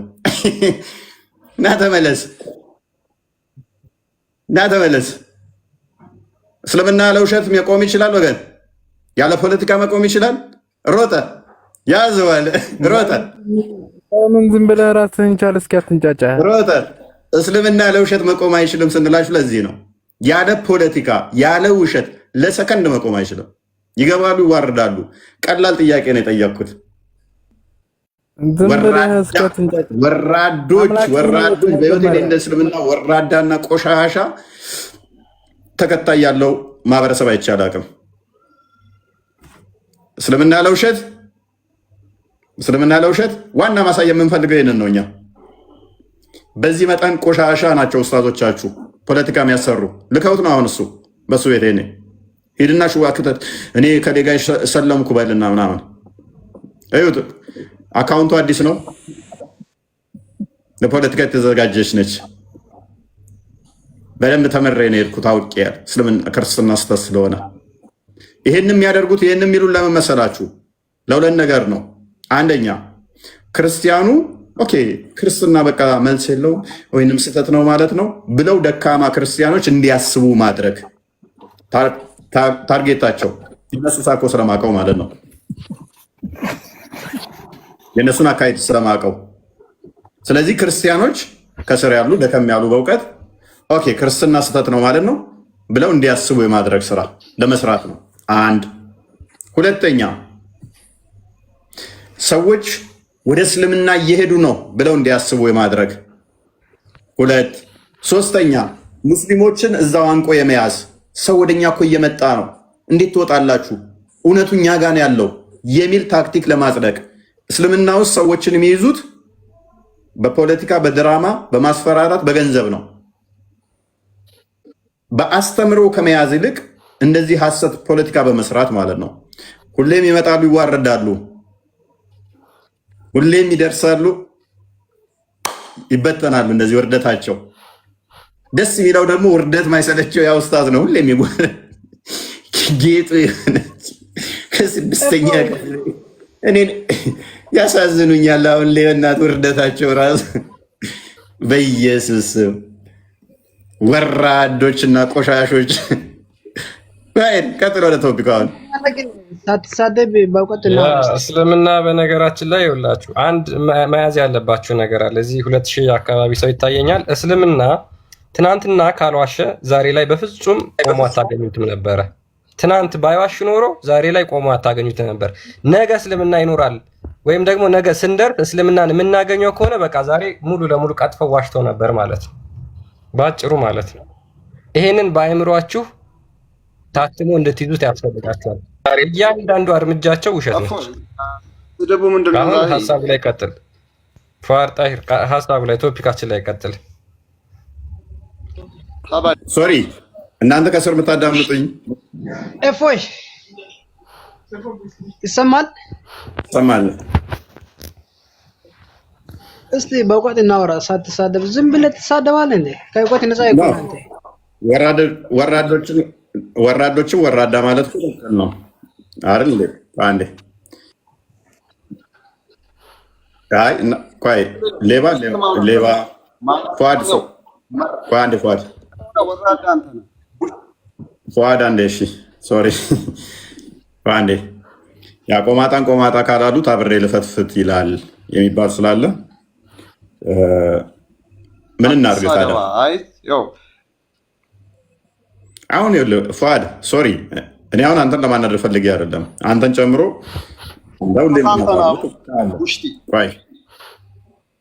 ያው እንደሚሳደበው ወንድም አየው እንዴት እንደሚሳደብ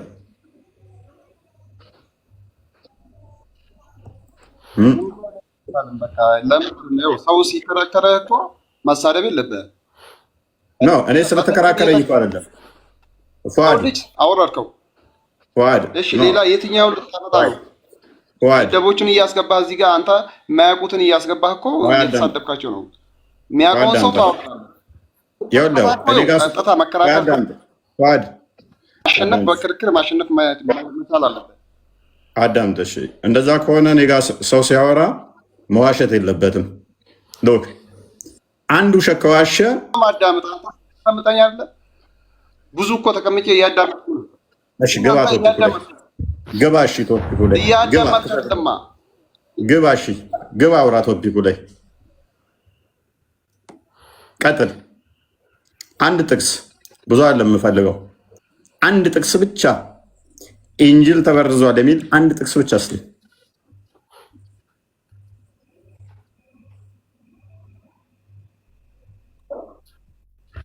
ስድብ ነው የምገባው። ስድብ የገቡትን ራሱ እኮ አወረድካቸው። አልቻላችሁ ለስድባችሁ ስድብ መመላለሱ አግባብ ያላቸው እኛ ወከልናቸውን ራሱ አወረድካቸው። ሙሐመድን መልሰውና ይከለከል። በቃ አንተ ዝም በል። እኔም ልመልስልህ አንድ መመለስ ነው። አንድ ጥቅስ ብቻ ሙሐመድን መልሰውና ፕሊዝ። እዚህ ውስጥ ያላችሁ ሰዎች አንደኛ እውቀት ያላችሁ ሰዎች ላይ አትረብሹ። በቃ ሚውት አርግ። እውቀት የሌለው ሰው ለክርክርም አይመጣም፣ ለውይይትም አይመጣም። በመጀመሪያ ደረጃ እስላም ያለ እውቀት ለክርክር እንድትመጡ አልተፈቀደም። ክርክሩን እውቀት ያለው ሰው በመረጃና በማስረጃ መከራከር ይችላል። የምታውቁትን ብቻ ነው። የማታውቁትን አላህ አለም ብለህ ወርደህ ሌላ ሰው እንዲገባ መፍቀድም እዚህ ጋር መተህ ከእሱ ጋር ስለተሳደብክ ችግር ስለፈጠርክ ምንም ዋጋ የለውም። አንደኛ በስድብ የሚፈታ ነገር የለም። መሳደብም በእስልምና የተከለከለ ነገር ነው። ያነሳኸው አንድ ጥያቄ አለ። እንጂን ስለመበረዙ በቁርአን ላይ ማስረጃ ስጡኝ ነው ያልከው። አንድ ጥቅስ ብቻ ነው ከተገለበየው ማብራሪያ ሳይሆን ኢንጂል ተበርዟል ያለበትን አለ አንድ ጥቅስ ብቻ። ቁርአን በማጣቀሻ ነው። ቁርአን 3 ምክንያት አለው። ቁርአን ያለፈውን ታሪክ የአሁን ታሪክና የወደፊቱን ነው የሚነግረን። ቁርአን 3 መሰረታዊ ነገር አለው። በዚህ ቁርአን ውስጥ በኢንጂል ውስጥ መበረዝን የሚነግረን አንድ የቁርአን አያ አለ። እሱ ቁርአን አያ በቁርአን ውስጥ ይለናል ቁል ሁወ አላሁ አሐድ አላሁ ሰመድ ለም የሊድ ወለም ይውለድ ወለም የኩን ለሁ ኩፉወን አሐድ በል እርሱ አላህ አንድ ነው። የመጀመሪያው አርስት ነው። ማገናኛው ተጠቅሰ ጋር ወይ ልመጣ ነው። አላህ የሁሉም መጠጊያ ነው። ፖፑላሬ የተበረዘው ቁርአን ነው። እንደዛ ከሆነ ልመጣ ነው። ማን ነው የሚገባው? በመጽሐፍ ቅዱስ በኢንጂል ላይ የአላህን አንድነት አይጠቅስ። ቆይ እየመለስኩ ነው። እንዴት ነው ታውቃለህ? እዛም እዚህም እየረገጥክ ነው። እንደዛ ከሆነ የተበረዘው ቁርአን ነው። ምክንያቱም ቁርአን ምን ብሎ ተናግሯል? ወንጌል ትክክለኛ ነው በሱ ፍረዱ ብሎ ስለተናገረ ማለት ነው። ስለዚህ አይወልድም አይወለድም አልተወለደም ብለህ የምትል ከሆነ የተበረዘው ቁርአን ነው ማለት ነው። ወይም ሙሐመድ አላወቀውም። ቁርአን ቁርአን ማስተር ቡክ ነው ብለን እናምናለን እስላሞች። በማስተር ቡካችን ውስጥ ቁርአን የአላህን አንድነት ይናገራል ይላል። በልርሱ አላህ አንድ ነው ይላል። እናንተ ኢንጂል ላይ የአላህን አንድነት ክዶ አላህ 3 ነው ይላል። ምክንያቱም እግዚአብሔር አብ፣ እግዚአብሔር ወልድ፣ እግዚአብሔር መንፈስ ቅዱስ ይላል ማለት ነው። ስለዚህ አሁን እኮ የቁርአንና መጽሐፍ ቅዱስ ይጋጫል አይጋጭም አይደለም። የመጀመሪያ ፐርሚሳችን ተበርዟል ብሏል ወይ ነው ጥያቄያችን። ያ መበረዝ ከዚህ ነው። መበረዙ ከዚህ አይደል የሚጀምረው? ተጋይቷል ካላልክ አልተጋጭም። መጋጨት አይደለም። ለምሳሌ መበረዝ ሲባል ቃል በቃል ከሆነ መበረዝ መጨመር፣ መደለዝ ነው መበረዝ ማለት አንዴ። እኛማ የእስልምናው ችግር ነው እኮ እያልን ነው። ተበርዟል ባላለበት ላይ አልተበረዘም ስሩበት ካለ በኋላ ደግሞ ተቃራኒ አስተምሮ ስለመጣ ቁርአኑን የተበረዘው እያልን ነው እኮ እኛ። ለምን እስልምና መጽሐፍ ቅዱስን አረጋግጧል ብላችሁ ነበር የተናገራችሁት? ስለ መጽሐፍ ቅዱስ ቁርአን መጽሐፍ ቅዱስን አረጋግጧል አላችሁ። ማረጋገጫው ደግሞ ማሳያው አረጋግጧል ማለት ምን ማለት ነው? ኦኬ ይኸውልህ፣ ኦኬ እሱ ጋር አሁን ወደዛ ነው የምንመጣው። አሁንም የመጣሁት ለዛ ነው።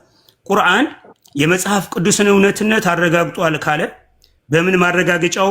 የመጀመሪያው መንገድ ይሄ ነው ይላል። ቁል ሁወ አላሁ አሐድ ማለትም አላህ አንድ ነው ካለ በኋላ በመጽሐፍ ቅዱስ ሄደን ማረጋገጫው መጽሐፍ ቅዱስ ስንሄድ ፈጣሪ 3 ነው ይላል። ስለዚህ ቁርአን ላይ ያለው እንጂ ሐቁ ማረጋገጫው ቁርአን ላይ ያለው ከመጽሐፍ ቅዱሱ ጋር አንድ ሲሆን ነው። ስለዚህ መጽሐፍ ቅዱስ ተበርዟል ማለት ነው። ኢንጂሉ ተበርዟል ማለት ነው። ማስረጃ ያልከው እሱ ነው። ፖይንቱን አላገኘሁም። በመጀመሪያ ደረጃ መጽሐፍ ቅዱስ ላይ እግዚአብሔር 3 ነው ይላል የሚለው ፈጣሪ 3 ነው ይላል የሚለውም ስህተት ነው። እንደዛ የሚል ጥቅሳን ሽታውም የለም።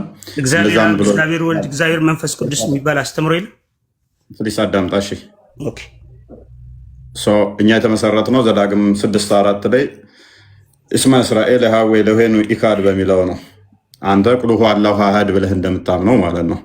ስማ እስራኤል አምላካችን እግዚአብሔር አንድ ነው የሚል ላይ የተመሰረትን አንተ አላህ አንዱ ነው ብለህ እንደምታምነው አንዱ የአንድ ብዜት ንጥያን የሚያመለክት ነው። አንዱ ማለት አሐድ ማለት አንዱ ማለት ነው። እኔ ጋር ግን ለም የሊድ ወለም ይውለድ ይላል። አይወለድም አልወለደምም ይላል። ያ ሚስት ስለሌለው እግዚአብሔር ወልድ አልተወለደም። አንተ ጋር ያለው እሱ ነው የሚለው። አይ ፖፓላሪ አዳምጥ። አልወለድኩም አልተወለድኩም ሲል ሚስት ስለሌለው ነው። እኛም ደግሞ ፈጣሪ ሚስት አግብቶ ወለደ ምንልበት አልወለድኩም አላለም። አልወለደም አልተወለደም ነው። አልወለደም አልተወለደም ነው። ስለ ፈጣሪ አዳምጥ። እስካሁን ወልዶም ሊሆን ይችላል። ኤንኤስ ቶፒካችን ስላልሆነ እንደዚህ አይነት ነገሮችን ይሄ በዲስሪስፔክት አናውራ። በስርዓቱ ነው ያወራው። ምላ ፈጣሪያችንን ዲስሪስፔክት ማለት ዲስሪስፔክት አይደለም። ምክንያቱም አልወለደም ማለትና አይወልድም ልዩነት አለው አይደለ? ፖፓላሪ ለም የሊድ ወለም ይውለድ የሚለው የሚለው ምን መሰለ ትርጉሙ በቀጥታ ልነግርህ ነው። አልወለደም አልተወለደም ነው። ለም የሊድ ወለም ይውለድ ማለት አልወለደም አልተወለደም ነው። አልወለደም አልተወለደም። ስለዚህ አልተወለደም። እኛ ተዛስ ምን መጣ? እኔ እግዚአብሔር አልተወለደም ብላችሁ ነው የምታምኑት? ክርስቶስ አልተወለደም። አዳም ተዛስ ምን አልክ? አልወለደም አልክ። አልወለደም ማለት የመውለድ ብቃት አቅም የለውም ማለት አይደለም። ሱራ 21 7 አንብብ። ሱራ 39 4 አንብብ። ከፈለገ መጫወቻንና ልጅን ሊይዝ እንደሚችል ስለተናገረ። ኤኒዌይስ ዋናው ፖይንታችን ግን ምንድነው? እሱ ይሄንን ማምጣት መጽሐፍ ቅዱስ ተበርዟል ከሚለው ጋር ይሄዳል ወይ? አይሄድም፣ አይገናኝም፣ አብሮ የሚሄድም አይደለም። ፈጣሪ እናንተ ጋር 3 ነው እንደዚህ ይላል መጽሐፍ ቅዱስ። ፈጣሪ 3 የሚልም የለም። ለምሳሌ አንተ ጋር ምን ታምናለህ? ቁርአን ራሱ ያላ ቃል ነው ብለህ ታምናለህ። ቁርአን ያላ ቃል ነው ፍጡር አይደለም ብለህ ታምናለህ። ቁርአን አላህ ነው ብለህ አታምንም። ቁርአን ግን ያላ ቃል ነው ብለህ ታምናለህ። ፍጡር አይደለም ብለህ ታምናለህ። ሁለት ፍጡር ያልሆነ አለ። ያላ ቃል ቁርአን አላህ የወረደ ትእዛዝ ነው። ቁርአን የአላህ ቃል ነው እንጂ አትቸኩል፣ ፓኒክ አታድርግ። ሁለተኛ አላህ መንፈስ አለው ብለህ ታምናለህ። አዳም ተረጋጋ። አላህ መንፈስ አለው ብለህ ታምናለህ። 1785 ሱራ መንፈሱ ምን እንደሆነ አታውቅም። አውቃለሁ ካልክ ቻሌንጅ አደርጋለሁ። ምክንያቱም አንተ ካወቅ እሸልምሃለሁኝ። ንጽጽርም ላቆም እችላለሁ። ወደ መንፈስ ምን እንደሆነ ሩህ ምን እንደሆነ ካወቅ ንጽጽርም አቆማለሁ። ምክንያቱም ነብይ ያላወቀውን አንተ ልታወቅ ተቻልክ ማለት ነው። ስለዚህ አላህ ሩህ ራሱ ፍጡር ሊሆን አይችልም ማለት ነው። ኢሳ ደግሞ ሁለቱንም ያሟላል በእስልምና የአላህ ሩህም ነው ቃልም ነው። ይሄም ሌላ ዲሌማ ይሆንብሃል ማለት ነው። ስንት ፍጡር ያልሆኑ ነገሮች እንዳሉ በቁርአን ውስጥ ስለማታቅ እንደው አንተ እንዳልከው እንደው ቢባል እንኳን 3 ፈጣሪ ያለ ቢባል እንኳን አንተ ጋር ስንት ፈጣሪ ያልሆነ እንዳለ ገና ተቆጥሮ ስላላለቀ እሱ በጊዜው ያስቀምጦታል እኮ አንድ ብሎ አስቀምጦታል። አንድ ምኑን እንደሆነ አላስቀመጠ። በል እርሱ አላህ አንድ ነው ይላል። በል እርሱ አላህ አንድ ነው። ቁል ሁወ አላሁ አሐድ እርሱ አላህ አንድ ነው ይላል። በቁጥር አንድ መሆኑን ብቸኛ መሆኑን እዚህ ላይ ገልጿል። ምኑ አላህ ፈጣሪ አምላካችን በቁርአኑ ላይ እንዳወራ ፍቀድልኝ። አሁን ልትሰብከን ከሆነ የስብከት ታይም ላይ እንምጣ። በዛሬው ቶፒክ ላይ ነው የምናወራው። የመጣችሁት ቶፒክ ሙስሊሞች ናቸው። ወደ ቶፒኩ ግባና ወደ ቶፒኩ እንድናወራ ፍቀድ። ግድ የለህም።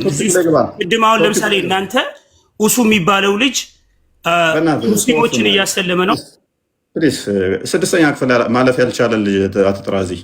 አሁን ወደ ቶፒኩ ግባና አሁንም አንድ ጥያቄ ነው የምጠይቅህ።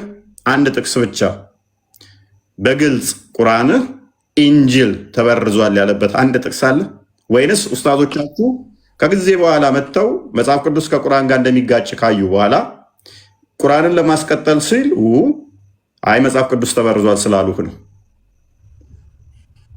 በግልጽ ቁርአኑ ኢንጂል ስለመበረዙ አሁን እየነገርኩ ነው። ከሰማኸኝ 1 ደቂቃ ስጠኝ።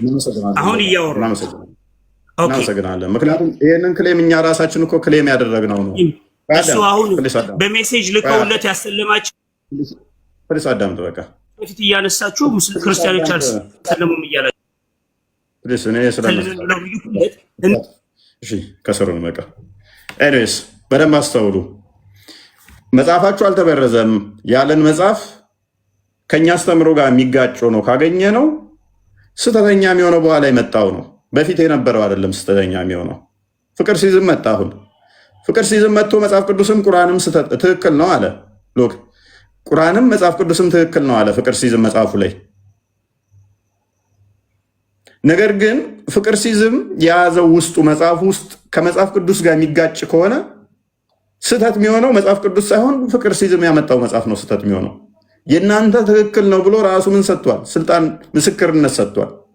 የእናንተ ያዛችሁ ትክክል ነው ብሎ ምስክርነት ስለሰጠ አስቀድሞ አይ የሚጋጭ ነገር ስላለው መጽሐፍ ቅዱስ ነው ስህተት ምትል ከሆነ አሁንም ደግሞ ሌላ ስህተት ትሰራለህ። ምን ሚጋጭ ይዟል? ሎክ ሚጋጭ ፍቅር ሲዝም መጽሐፍ ይዟል ከመጽሐፍ ቅዱስ ጋር። ነገር ግን መጽሐፍ ቅዱስ ትክክል ነው ብሎ ተናግሮ የሚጋጭ ከተገኘበት ትክክል ነው ማለቱ በራሱ ስህተት ነው። አይጋጭም ማለቱ በራሱ ስህተት ነው። በዚህም ራሱ ይጣላል ማለት ነው።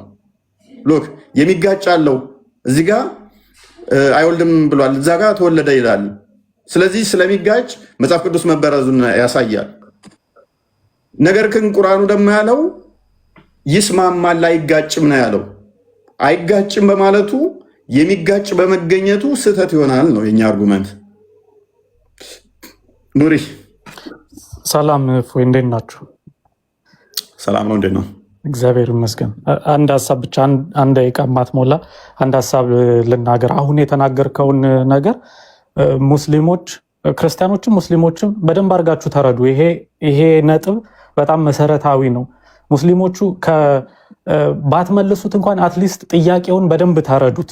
ጥያቄውን ከተረዳችሁት እውነት ብዙ ነገር ያዘለ ነው በውስጡ። አሁን የተቀመጠው ሀሳብ ምንድን ነው መሰላችሁ? ቅድም ፖፖላሪ መጥቶ ሲል የነበረው ነገር ይሄ ነው። እኛ ኢስላሚክ ዲሌማ ብለን ወይንም የእስልምና አጣብቂኝ ተብሎ የተቀመጠበት ምክንያት እኮ ለዛ ነው። አጣብቂኝ ማለት ምን ማለት ነው? መጽሐፍ ቅዱስ ተበርዟል ካለም እስልምና ውሸት ነው። መጽሐፍ ቅዱስ አልተበረዘም ካለም እስልምና ውሸት ነው። በሁለቱም ውሸት ይሆናል። አጣብቂኝ ይባላል። ይሄ እንዴት ሆኖ ነው አጣብቂኝ የሆነበት ምክንያት?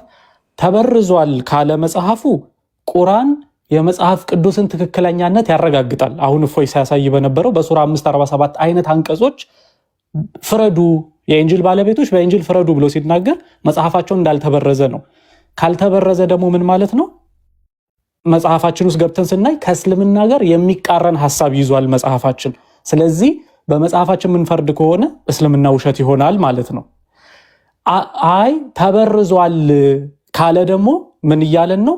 በተበረዘ መጽሐፍ ፍረዱ እያለን ነው ማለት ነው። ይሄም እስልምናን ውሸት ያደርገዋል። በሁለቱም ብትሄዱ አጣብቂኝ ነው እንጂ አሁን ፖፖላሪ መተህ የነገርከን ነገር አይ መጽሐፍ ቅዱስ እኮ ተቃራኒ ሐሳብ አለ ስትል ኦፍኮርስ አጣብቂኙን እየመሰከርክልን ነው። እኛ እኮ ልዩነት የለም በመጽሐፍ ቅዱስና በቁርአን መካከል አላለህም። ግን ልዩነት በመኖሩ ምክንያት እስልምና አጣብቂኝ ውስጥ ገብቷል። ለምን? መሐመድ ኮንፈርም ስላደረገ መጽሐፋችንን፣ ቁርአን ኮንፈርም ስላደረገ። ይሄ ነው መሰረታዊ ሐሳቡ። እፎይ ያለውን ነው መልሼ የደገምኩት፣ ግን በደንብ እንዲያስተጋባ ብዬ ነው። በደንብ አስተውሉት ይሄንን ነገርና ከዛ በኋላ ለመመለስ እስኪ ሞክሩ።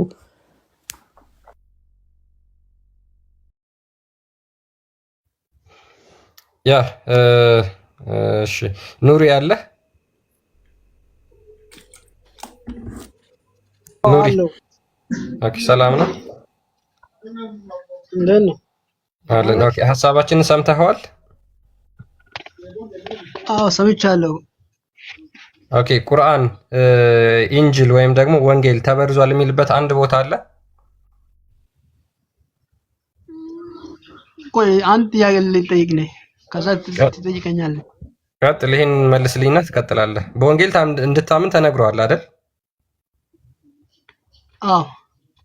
ኦኬ በጣም ጥሩ። ስለዚህ ወንጌል አልተበረዘም ማለት ነው። መጀመሪያ አንድ ጥያቄ ልጠይቅ፣ ከዛ በኋላ ትጠይቀኛለህ። ችግር የለም። መልስ። እዚህ ላይ ቀጥልና ሐሳቡ ላይ፣ ከዛ በኋላ አንተን ደግሞ እንቀበልሃለን እንዳይበተን ሐሳባችን። ኦኬ ሌላ ሙስሊም ካለ ይቀጥል፣ ችግር የለም። እኔ አንድ ጥያቄ አለኝ። በቃ ጥያቄን ያዛርገውና በኋላ ትቀጥላለህ አንተሽ። አሳድ መሐመድ አለ? አሳድ አለው። ኦኬ ሰምተዋል ጥያቄን?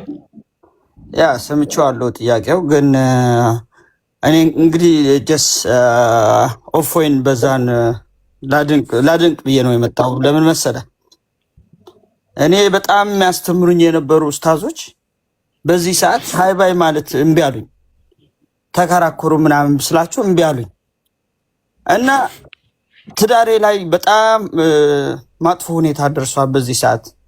ምክንያቱም ሚስቴ ሰለምቴ ናት እና ከዚህ የመጣሽ የወሰደች ጥያቄዎች እንዲህ ከአቅም በላይ ጥያቄዎች እየጠየቀችኝ፣ እኔ ደግሞ ኡስታዞችን አነጋግሬያቸው ሂዱበት ስላቸው ምንም ሊሰሙኝ አልቻሉም እና ጀስ አፕሪሼት ለማድረግ ነውና ያው ትዳሬን በትነዋል። ደስ ይበል ለማለት ነው። አዎ ትዳሬን በትነዋል። ኦፍኮርስ ደስ ይበል።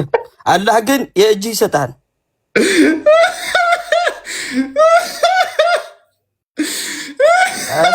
አያስቅም። ይሄ የልቤ ነው የምነግርህ። ሶሪ በጣም ሶሪ። እንዲያውም ብትችል በአላህ ይህን ነገር አቋርጥ። አንተ ከፈለግ ክርስትናን ነው የምታምነው፣ ክርስትናንን አስተምር፣ ቁርአንን እስልምናን ተወን። ሶሪ በጣም ግን አንዳንድ ሶሪ በጣም እንደዚህ አፕን በማድረጉ አዝናለሁ አሳድ። በእኔ ምክንያት እንደዚህ ትዳር ከተበተነ በጣም ሶሪ አዝናለሁ። ግን እውነት ለመናገር እስልምናና ክርስትና አብረው መኖር ይችላሉ። በፍቅር በሰላም መኖር ይችላሉ። በትዳር ሳይሆን በትዳር ግን አብረው መኖር አይችሉም። አንተ ይፈቀድልሃል፣ ሱራ 5:6 አካባቢ ላይ አንተ ይፈቀድልሃል። ለእሷ ግን ቀጥታ ከክርስትና ያስወጣታል። ክርስቶስ ደግሞ በማቴዎስ ወንጌል ምዕራፍ 10 ከቁጥር 37 አካባቢ ጀምሮ የነገረን የሚወደን ቢኖር ራሱን እንኳን ይካድ ነው የሚለው አይደለም። ቤተሰቡን ራሱን እንኳን ይካድ፣ መስቀሉን ተሸክሞ ይከተለኝ። ምንም መከራ ቢመጣበት ሚስት፣ ልጅ፣ እናት፣ አባት ወዘተ ሁሉን ትቶ ክርስቶስን እንዲከተሉ መጽሐፍ ቅዱስ ያዛል። ስለዚህ ግዴታዋ ነው፣ እሷ ህይወትን መምራት ግዴታዋ ስለሆነ ነው። ምድራዊ ደስታ ትዳር ከማይመስል ጋር ህብረት በብሉይ ኪዳን አጥብቆ ከሚቃወማቸው እስራኤሎች ዘሞቱ ከሚላቸው አንዱ ከሌሎች ጣዖት አምላኪዎች ጋር እንደዚህ ወይም ደግሞ ከጎረቤት እንትኖች ጋር የቃል ኪዳኑ ህዝቦች ከነኛ ጋር ሲጋቡ እግዚአብሔር መዓት ያመጣባቸው ይቀጣቸው ነበረ። በአዲስ ኪዳን ደግሞ አይ ቲንክ ሁለተኛ ቆሮንቶስ ላይ ምዕራፍ 6 አካባቢ ላይ ቁጥር 13 14 እንደዚህ ብርሃን ከጨለማ ምንም ህብረት እንደሌለው፣ ሚያምን ከማያምን ጋር ምንም ህብረት እንደሌለው፣ ምንም መጋጠም እንደሌለው ይናገራል። በብሉይ ኪዳን ግን በጣም ስትሪክት ነው። ይሄ በጣም ስትሪክት ነው። ስለዚህ ግዴታዋ ስለሆነ ነው። እሷ ጸሎት አደርግልሃለሁ ሜይ ቢ ታርቃችሁ ሳትለያዩ በሰላም እንድኖሩ ዊችዝ አንተ ወደ ክርስትናው መተህ ማለት ነው። እንዴ እኔ ወደ ክርስትና መምጣት ከፈለክማ እስኪ ኢየሱስ ራሱ እኔ ፈጣሪ ነኝ ያለን እንኳን ብታመጣ ኦኬ አትሊስት እቀበል ነበር። የለም እኮ ተው እንጂ ኢየሱስ ራሱ አላህን ነው የሚያምነው። ችግር የለውም። አሁን አላህ የሚባለው ራሱ ለመኖሩ ምንም ዋስትና የለህም። አላህ የሚባል የለም፣ መሐመድ ነው የፈጠረው። ዋናው ነገር ጥያቄዎች ካሉ ኮንታክት አድርገኝ፣ አካን ሰፖርት ዩ። ከዛ በዘለለ ግን ያው ቂም እንዳትይዝብኝ። እንግዲህ ትዳሬ በአንተ ተበትኗል ብለህ ቂም እንዳትይዝብኝ። የዛሬውን ቶፒክ ሰምተዋል። መጽሐፍ ቅዱስ አልተበረዘም ይላል፣ ቁርአን የሚል ነው። ቁርአን መጽሐፍ ቅዱስን የሚያረጋግጥ ከሆነ ክርስቶስ ስለራሱ የተናገራቸው ማጽደቅ አለባችሁ ማለት ነው። ምክንያቱም ክርስቶስ ስለራሱ የተናገራቸው አለ። እሱ ህይወት የዘላለምን ህይወት የሚሰጠው እሱ እንደሆነ፣ በቁርአንህ መሰረት ደግሞ የዘላለምን ህይወት የሚሰጠው አላህ ብቻ ነው። ለፍርድ የሚመጣው ክርስቶስ እንደሆነ፣ ከደመና ጋር ለፍርድ የሚመጣው ክርስቶስ እንደሆነ ተናግሯል። በቁርአንህ ላይ ደግሞ ማቴዎስ ወንጌል ምዕራፍ 25 ከቁጥር 30 ጀምሮ ማለት ነው። በቁርአንህ ላይ ደግሞ ሱራ 210 ላይ በደመና የሚመጣው አላህ እንደሆነ ይናገራል። በመጽሐፍ ቅዱስ ላይ ደግሞ ክርስቶስ ኃጢአትን ይቅር እንደሚል ማርቆስ ወንጌል ምዕራፍ 2 ቁጥር 3 እስከ 5፣ ማቴዎስ ወንጌል ምዕራፍ 9 ላይ ከቁጥር 1 እስከ 8 ኃጢአትን ይቅር የሚል እንደሆነ ክርስቶስ ይናገራል። ኃጢአትን ይቅር የሚለው ደግሞ በቁርአን ላይ አልኢምራን 135 ላይ አላህ ብቻ እንደሆነ ይናገራል። ስለዚህ በግልጽ በክርስቶስ የተናገራቸውን አላህ ወስዶ እኔ ነኝ ማደርጋቸው ብሏል። ከዛ ደግሞ ኖ መጽሐፍ ቅዱስ አልተበረዘም ብሏል። ስለዚህ እንዴት ታስማማዋለህ? እንጃ ይሄ እንኳን እኔ ኡስታዞቹ ራሱ ይመልሱታል ብለን እኔ እውቅና የለኝም። ቢሆንስ ያው ኡስታዞችም ጠይቄ የሚመልስልኝ አጥቻለሁ። ሚስቴ ራሱ በዚህ ምክንያት ነው እየተጣላን ያለ ነው። ወልዳችኋል? አቤት ወልዳችኋል? አዎ 2 ልጆች አሉ። እንግዲህ እግዚአብሔር እርዳችሁ። ጸሎት አደርግልሃለሁ። ሜቢ ኮንታክት አድርገኝ፣ በውስጥ ጻፍልኝ። እሺ እጽፍልሃለሁ። አመሰግናለሁ። እሺ ኦኬ። ሙሐመድ ወይንም ደግሞ አርድል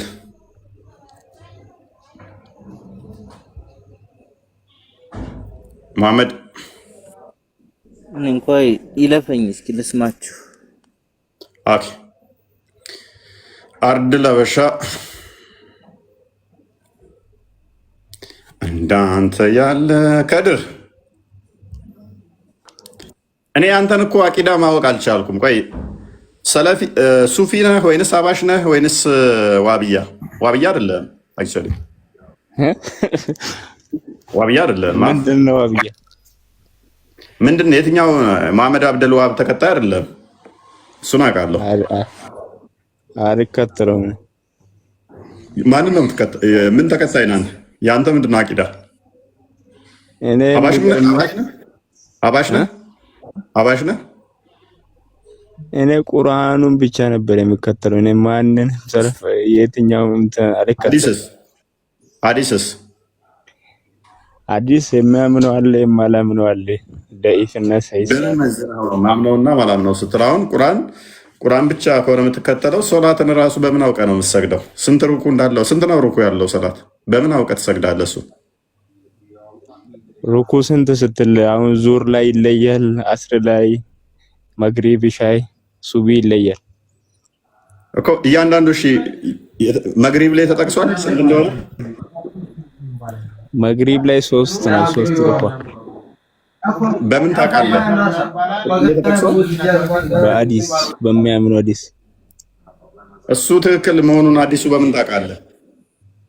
ሳሂህ ስለሆነ ትክክል። ኦኬ፣ ስለዚህ ሳሂህ የሆኑ ሐዲሶችን በሙሉ ትቀበላለህ ማለት ነው። ሳሂህ የሆነ ሁሉንም ትቀበላለህ፣ ሳሂህ የሆኑትን።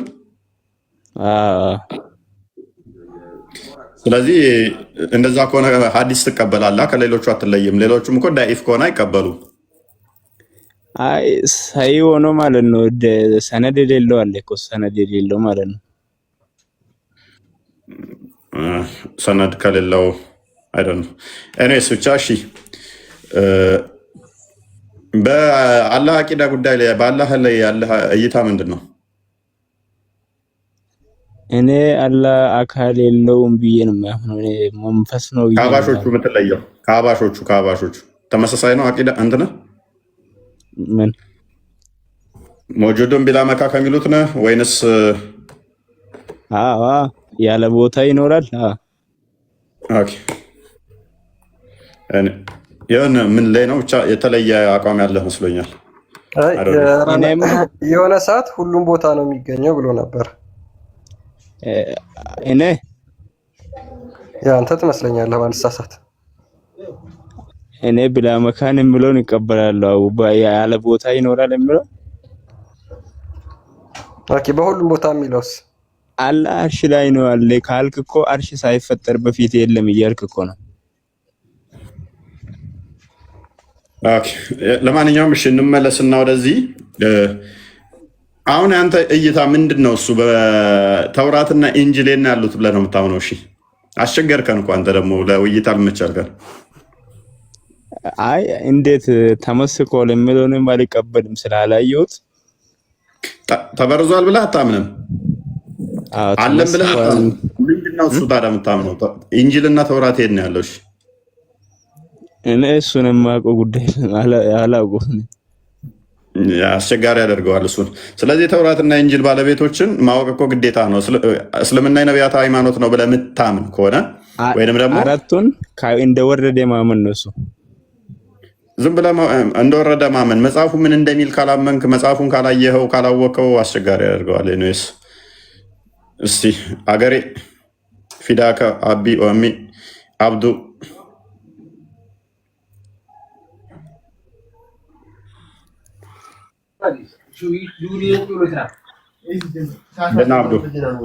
ሰላም ነው? ይሰማል? ይሰማል አሉ። አልሐምዱሊላህ ሰላም ነው።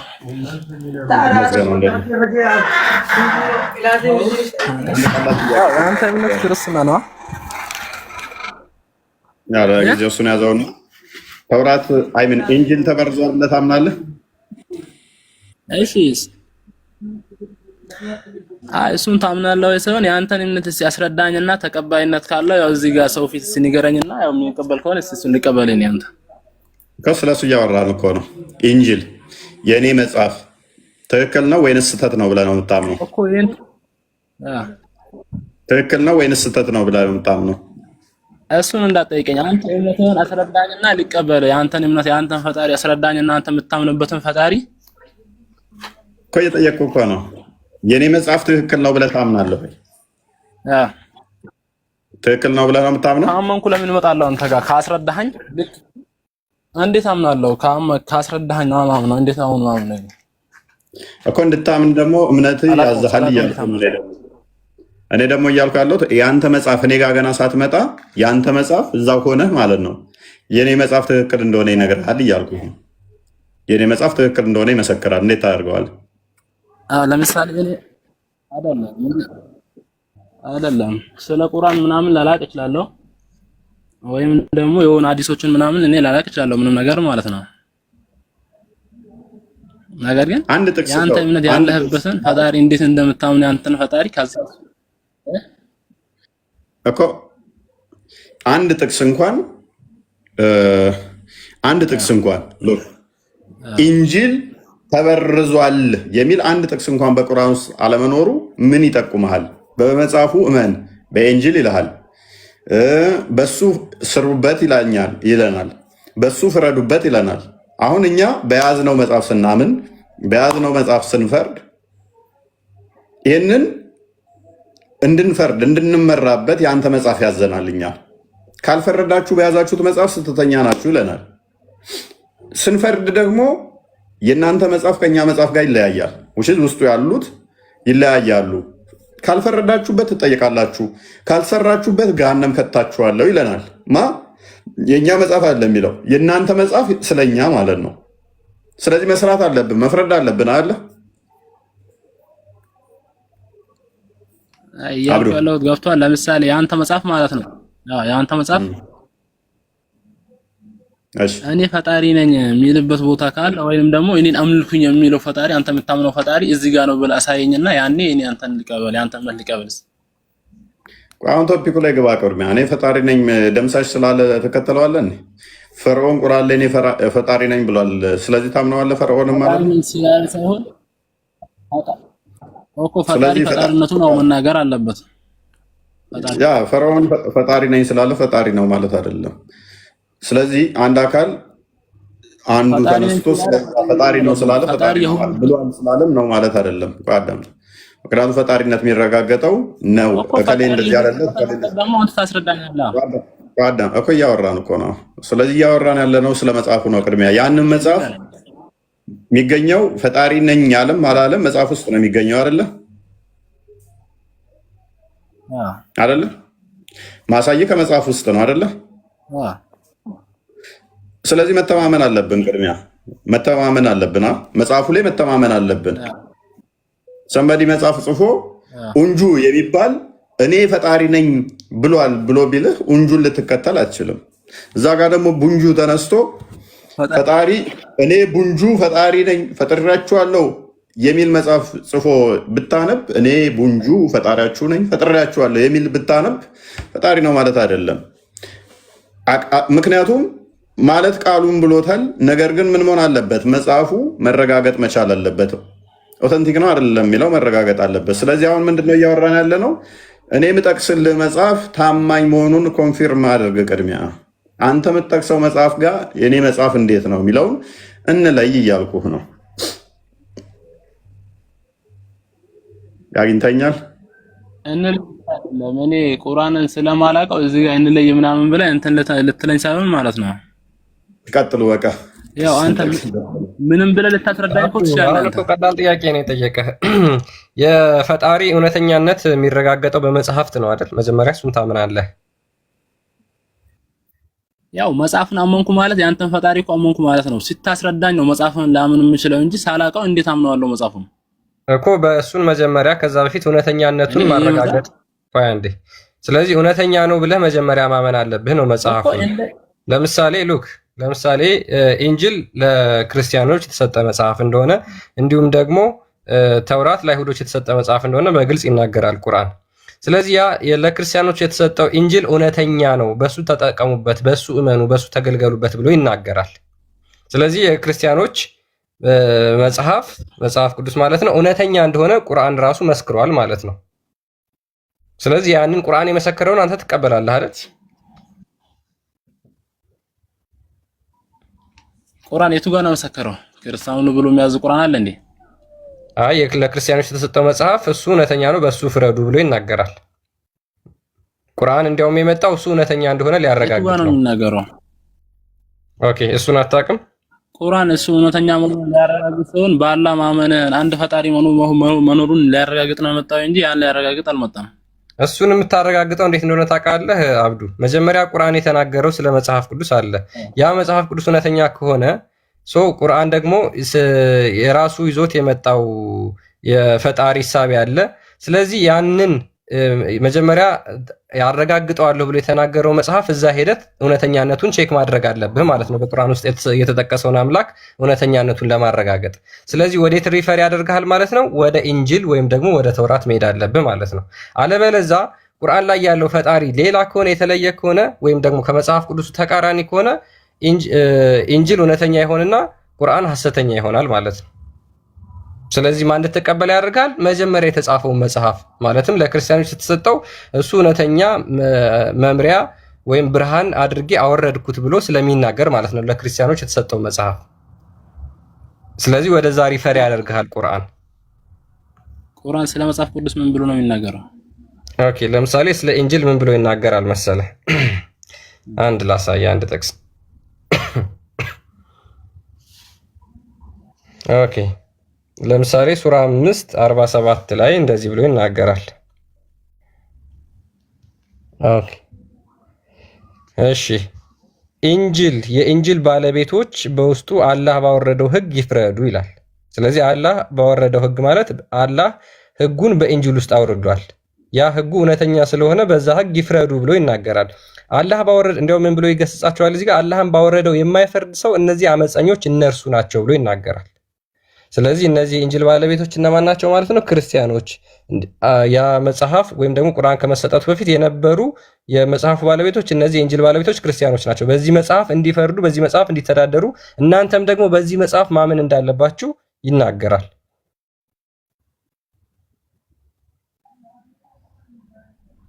እዚህ ላይ ሜቢ ሐሳብ ካለ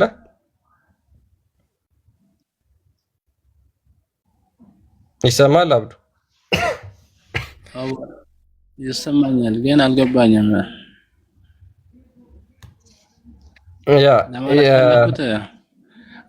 ግልጽ አይደለም። ስለ ከቁርአን አጀምርልኝ ነገሩን ማለት ነው። መጽሐፍ ቅዱስ ገብተህ ያንተ ፈጣሪ ነኝ ብሎ ያ እንትን ያዘዘበትን ተገዙኝ ብሎ ያ እንትን ያለበትን ቦታ አሳይኝና በዛ እናውራ እንጂ ቁርአን ውስጥ ገብተህ አታሳይኝ ይሄን ነገር ማለት ነው። ኦኬ እሺ፣ እዚህ ላይ ሐሳቡን ነካ እናድርገውና ከዛ በኋላ ወደ አንተ ጥያቄ እንመለሳለን። መጀመሪያ እዚህ ላይ ፎከስ እናድርግ ነው። እሺ የፈለከው ሐሳብ ነገር ግን እኔ ስለአንተ እምነት አስረዳኝ፣ ስለኔ እምነት አታስረዳኝ፣ ችግር የለውም። ያ መጀመሪያ ስለ ፈጣሪ ሐሳብ የሚገኘው ከመጽሐፍ ነው፣ ከመጽሐፍቶች ነው። ለዛ ነው መጀመሪያ መጽሐፍቶቹን ነው መነጋገር ያለብን በሚለው ነው። መጽሐፍቶች ከቁርአን አታሳይኝ፣ ከአንተ መጽሐፍ አሳይኝና አንተ ልታምነውን እንትን አሳይኝ። እሺ አንተ እኔ ምንድነው መሰለኝ ኢላሂ ቀጥል፣ የምታምነውን ፈጣሪ አስረዳኝ፣ ከዛ ደግሞ እናወራለን እንጂ ከቁርአን ጀምረህ እንዳትሄድ፣ ችግር የለውም። እሺ ችግር የለውም ትቀጥላለህ። አንድ ጊዜ ሌላ ሰው ይቀጥልና ወደ አንተ እንመለሳለን። ጥያቄ እንቀበልሃለን። ኢላሂ ሰነፍ ያለው ኦኬ። ኢላሂ ያለህ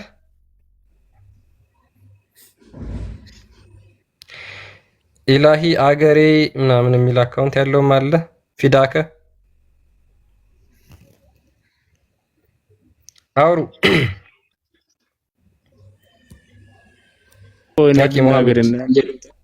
ሰላም ሰላም ጀማዓው፣ እስኪ ሰላም ናችሁ? እንዴት ናችሁ? ሰላም ሰላም የገባሁት እኮ ሰላም፣ እንዴት ናችሁ? እስኪ አንድ ጥያቄ ነበረኝና አልመለስልኝ ስላሉ ምናልባት የምታውቀው መረጃ ካለ አንተም እንትን እንድትል ስለ ቁርአንና ስለ አላህ ስለ ጅብሪል እስኪ የምታውቀው ነገር ካለ አንድ ቀን ወይንም በመቼ ሰዓት አሁን እንትን እንዳትሉ። በቁርአን ምን ጅብሪል እንዴት ብሎ እንደተቀበለው ከአላህ Subhanahu Wa Ta'ala አይታወቅም። እሱ አይታወቅም።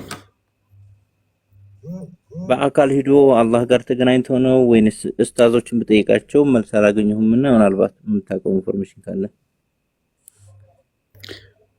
የምታውቁ ሙስሊሙን ካሉ እስኪ አስረዱኝ። እስኪ ሌላዎቹ እያስወጡኝ ነው። እንግዲህ ቅርቢቱ ሰማይ ያወረደው ከዛ በኋላ አላህ ደግሞ እንትና ወደ ቅርቢቱ ሰማይ ያወረደው ከዛ ወዲያ ወደ 23 ዓመት ያህል ጅብሪል ወደ ምድር አመላለሰው የሚል አለ። ቅርቢቱ ሰማይ ጋር ድረስ አወረደው ከዛ በኋላ አመላለሰው የሚል የለም፣ ሽታውም የለም። እንደዛ የሚል እንደዛ ይታመናል። በሌሊቱል ቀድርን ታውቃለህ? ሌሊቱል ቀድር ላይ እዛ ድረስ ቅርቢቱ ሰማይ ጋር አወረደው። ከዛ በኋላ ከዛ ወደ ታች ደግሞ ጅብሪል በየእንትኑ እየቀነሰ ያመጣል ማለት እየበጠነ እንትን እያለ ከዛች ላይ ያመጣል። በምንድን ነው ያወረደ? የተጻፈ ነው ቅርቢቱ ሰማይ ድረስ ያመጣው ወይንም ምንድን ነው ያመጣው? እሺ ጅብሪል እስከዛ ይዞት ከዛ ድረስ እንዴት ብሎ አመጣው? ወደ ሰማይ ድረስ እንዴት ብሎ አላህ አወረደው? እሱን አናውቅም። ሁለተኛ ስንተኛ ሰማይ ነው ያልከው? ቅርቢቱ ሰማይ ማለት አንደኛይቱ ሰማይ ናት። እንዴት ከሰባተኛ ሰማይ አንደኛ ሰማይ ድረስ መጣ? ቅርቢቱ ድረስ ነው አለ አርዲ። አዎ ቅርቢቱ ሰማይ ድረስ ይሄ ቤተል ኢዛ የሚባለው ማለት ነው። ወይንም ሙስሊሞች ልክ ሳውዲ ካለው ካባ ትይዩ ወደ ላይ ሶስተኛው ሰማይ ላይ ወይንም ቅርቢቱ ሰማይ ላይ ሌላ ካባ አለ ብለው ያስባሉ ሙስሊሞች። እዛ ጋር ነው ወረደ ቁርአን ብሎ የሚያስቡትና እንዲያውም ፕሮሰሱ እንዴት ነው መሰለ መሐመድ፣ አላህ መጀመሪያ ሰሌዳ ላይ አስቀምጦት ነበር ይሄንን ቁርአን ላህል ማፉዝ የሚባለው ማለት ነው። ይሄ ጥብቁ ሰሌዳ ወይንም ኡማል ኪታብ ብለው ሙስሊሞች የሚሉት እዛ ሰሌዳ ላይ ነበር። ይሄ ያልተፈጠረው ያላህ ቃል እንግዲህ እንዴት ሆኖ ሰሌዳ ላይ እንደነበረም እግዚአብሔር ያውቅ። ይሄ ሰሌዳ ያልተፈጠረ ነው ሰሌዳው ወይንስ የተፈጠረ ነው የሚል ጥያቄ ያነሳል። ምክንያቱም የት ነበረ ቃሉ ታዲያ ሰሌዳው ከመፈጠሩ በፊት የሚል አለ። ለማንኛውም ከዚህ ሰሌዳ ላይ ነው ከዚህ ሰሌዳ ላይ ምንድነው ሁሉም ቃሉ እዚህ ሰሌዳ ላይ ነበር። ከዛ ቀጥታ በአንድ ሌሊት ለይለቱል ቀድር ላይ ቤተል ኢዛ የሚባለው ቦታ ላይ መጣ ይላል። እንዴት ነው የመጣው? ጅብሪል ነው ይዞት የመጣው፣ በራሱ ነው የመጣው። ብዙ ዲቴል የለም። አንዳንዶች ጅብሪል ላይ ያመጣው ይላሉ። ግን እንዴት ሆኖ ነው ይዞት የመጣው የሚባለው ነገር እሱ ላይ ማብራሪያ የለም። አላሁ አለም ነው መልሱ እሱ ላይ። ከዛ በኋላ ግን ከቤተል ኢዛ የሚባለው ቦታ ላይ እዛ ሌላ ሰሌዳ ይኑር አየር ላይ ይሁን ቃሉ እሱም አላሁ አለም ነው አይታወቅም። ከዛ ከቅርቢቱ ሰማይ ግን ለመሐመድ ደግሞ በረመዳን ቀን በሰኞ ቀን የመጀመሪያው መገለጥ ኢቅራ ቢስመ ረቢክም ነው እንደዚህ የሚለውን ይዞ እሱን ይዞ መጣ። ከዛ ለ23 ዓመት ከዛ ከቤተል ኢዛ እያመላለሰ ያመጣለት ነበር ነው የእስልምና አስተምህሮ። ግን ያው ይሄ ቤተ ኢዛ ዛዳ እዛስ ማን እንትን አለው? ማን አስቀመጥ? እዛ ሰሌዳ አለ ወይ ደብተር አለ ወይ አይታወቅም። ሰሌዳውም ፍጡር ነው ወይንስ ምንድን ነው? እንዴት ብሎ ፍጡር ጋር ተገናኝቶ እንዴት የቁርአን የመጣበት መንገድ ለማወቅ ስለፈለኩ ነው። ይቅርታ እንትናችሁን እንትን አልኩባችሁ። ሰዓታችሁ እንዳልገልባችሁ አሉ አንዳንድ ሐዲሶች አሉ። በወርቅ የተለበጠ መጽሐፍ ነው ይዘው መጣው። ሐዲሶችን እንትን ካሉ ሐዲሶችን ሸር አድርግልኝ የምትችላቸው ነገር ካሉ። ማፉዝና ቁርአን ምን አገናኝ? ማፉዝ እኮ አልወረደም። አይ እኮ ከላህ ማፉዝ ላይ ነው መጀመሪያ የነበረው። ከሱ ግን አይደለም። እኔ ጥያቄ አሁን ምሳሌ አላህ Subhanahu Wa Ta'ala ቁርአንን ፍጡራን ጋር ተገናኝቶ ነው ወይንስ በሌሊቱል ቀድር ምክንያት ነው? ያን ሌሊቱል ቀድር ደግሞ ገባ? አላሁ አለም ነው መልሱ። እሱ አይታወቅም። አላሁ አለም ነው። እንዴት አድርጎ ነው ለጅብሪል የሰጠው? እንዴት ሆኖ ነው ከጥብቁ ሰሌዳ ላይ ይገኛሉ ሐዲሶቹ? ይሄ ተፍሲራቶች ላይ ታገኘዋለህ ሲያብራሩ እንዴት አወራረዱን ተፍሲራቶች ላይ ታገኛለህ። ሱራ ስንት ነበረ ወይ? ይሄ ባንድ ስለማነሳባቸው ሙረጃአቱን የሚሰጡ ሱራ 2 185 ሱራ 2 185 ሱራ 17 105 እስከ 106 የነሱ ተፍሲር ተመልከታቸው። አሁን እፎ እየጠቀሰልህን ሱረቱል በቀራን እና ሱረቱል ኢስራን ተፍሲሮቹን ተመልከታቸው። እዛ ላይ አለ ይሄ ከላህ ማፉዝ እንዴት ወደ በተል ኢዛ እንደወረደ የሚያብራራበት ማለት ነው። ዲቴይሉን ግን አይነግርህም። ያው አይታወቅም። ሌላው አመሰግናለሁ። በፓራሹት ነው የሚልሃል ከታች። እሺ ሙሐመድ አንዴ ይቅርታ አድርግልኝና ማለት ነው ኡስታዞች አልመልስም ብለው ነው ይሄን ጥያቄ? ታቋላና ስለዛ አይደለም። ስለ ቢላል ሀበሽ ጠይቄ ራሱ መልስ አላገኘሁም ትላለህ እንዴ?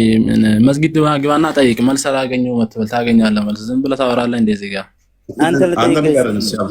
አንተ ልጠይቅ አትበለኝ። እኔ ቁርአን አልቀራሁም ኡስታዞች አልመለሰልኝም ማለት ነው አይደለም። አንተ ልጠይቅህ እሺ አይደለም አትበለኝ። እኔ ለምሳሌ ቁርአን ላልቀራ ኡስታዝ ላልሆን እችላለሁ። ነገር ግን ኡስታዞችን መስጊድ ገብተህ ጠይቀህ በፍጹም አልመልስልህም አይሉህም ይሄን ጥያቄ ማለት ነው። خلاص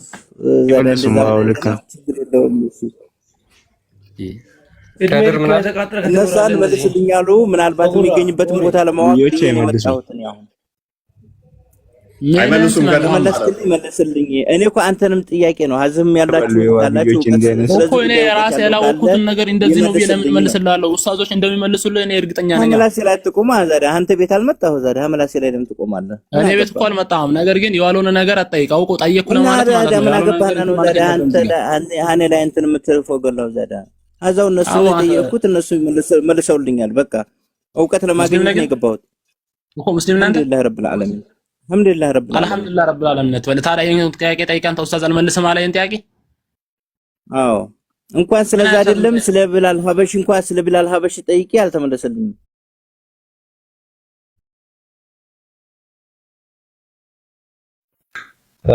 አስወጥቶኛል። እሱም አስወጥቶኛል። ብሎክ ብሎኛል። ብሎክ ብሎኛል። እናንተ ወጣዝገቡ ብሎኬን አስፈታልኝ ልጠይቀው። በቃ እሺ መልስ ካገኘ እዚህ ጋር ጠይቅሽ። ጥሩ ነው። በቃ ለአንተ ጥሩ ነው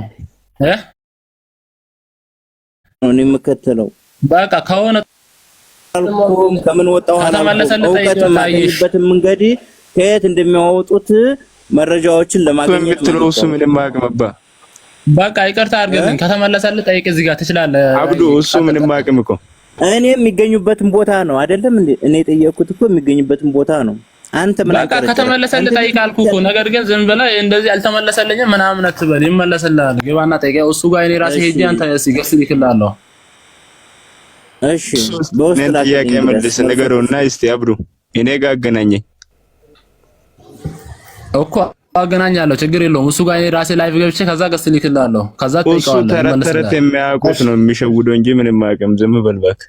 ተረት አትበል። የምንም ተረት የለም። አንተ ራስህ ስምህን ቀይረህ መጣህ እዚህ ጋር ታወራለህ እንዴ? ኧረ እባክህ እስቲ አንድ ጥያቄ። አርካኑ እስላም ስንት ነው? አርካኑ እስላም ስንት ነው? አርካኑ እስላም ስንት ነው? 5 ነው። አርካኑን እስላም ስንት ነው አትበለኝ። የሚያውቅ ሰው ሄደህ ጠይቅ ያልኩህ እኮ ለዚህ ነው። ገብቶሃል? ነገር ግን እዚህ ጋር ያልሆነ ነገር ስምህን ቀይረህ መጣህ ለማውራት ሞክር። እስቲ አንድ ጥያቄ የምጠይቀን ትመልሳለህ? እሺ በቃ የገባበት ቦታ ጠይቅና ይመለስልህ። ከዛ ደግሞ መልሰን አግኝተህ ትወጣለህ። ከዛ ደግሞ እኔ ለገባሁት ነገር እኔ ራሴ እጠይቃለሁ። ሄድና ተረት እሱ ጋር ተማሪ ሄደህ ተረት በቃ ጥያቄ ከተመለሰልህ በኋላ እኔ አወራለሁ። እኔ በቃ ቀጥል ሂድ። ወደ ፕሮግራም አይመለስም። ምንድነው ጨለማ የሚታየኝ? ባይዘው እኔ የሁላችሁም ጨለማ የምትታዩኝ ያ ወይ አንድ ፊዳ ከሚል ብቻ ነው አንድ አካውንት የሚታየኝ። ምን እየተካሄደ እንደሆነ ማለት ለእህታችን እንልቀቅላትና እህታችን ደግሞ ከኛ የተሻለ እውቀት ምናልባት ሊኖራት ስለሚችል አንዴ እንትን ባሉ የኔ ይታያችኋለሁ ወይንም ኖርማል ነው እኛ ጋር። ኦኬ ወጥቼ ልመለስ። እሺ አንዴ ቀጥሉ፣ አትረባበሹ። የፊዳ ከሚል አካውንት ብቻ የሚታየኝ፣ የሁሉም ጨለማ ነው። ችግር የለውም ወጥተህ ተመለስ። እሺ አገሬ ክርስቲያን እንዴት ነህ? ደህና ነህ? ሰላም እንዴት ነሽ? እንኳን ደህና መጣሽ። እንኳን ደህና ቆየ።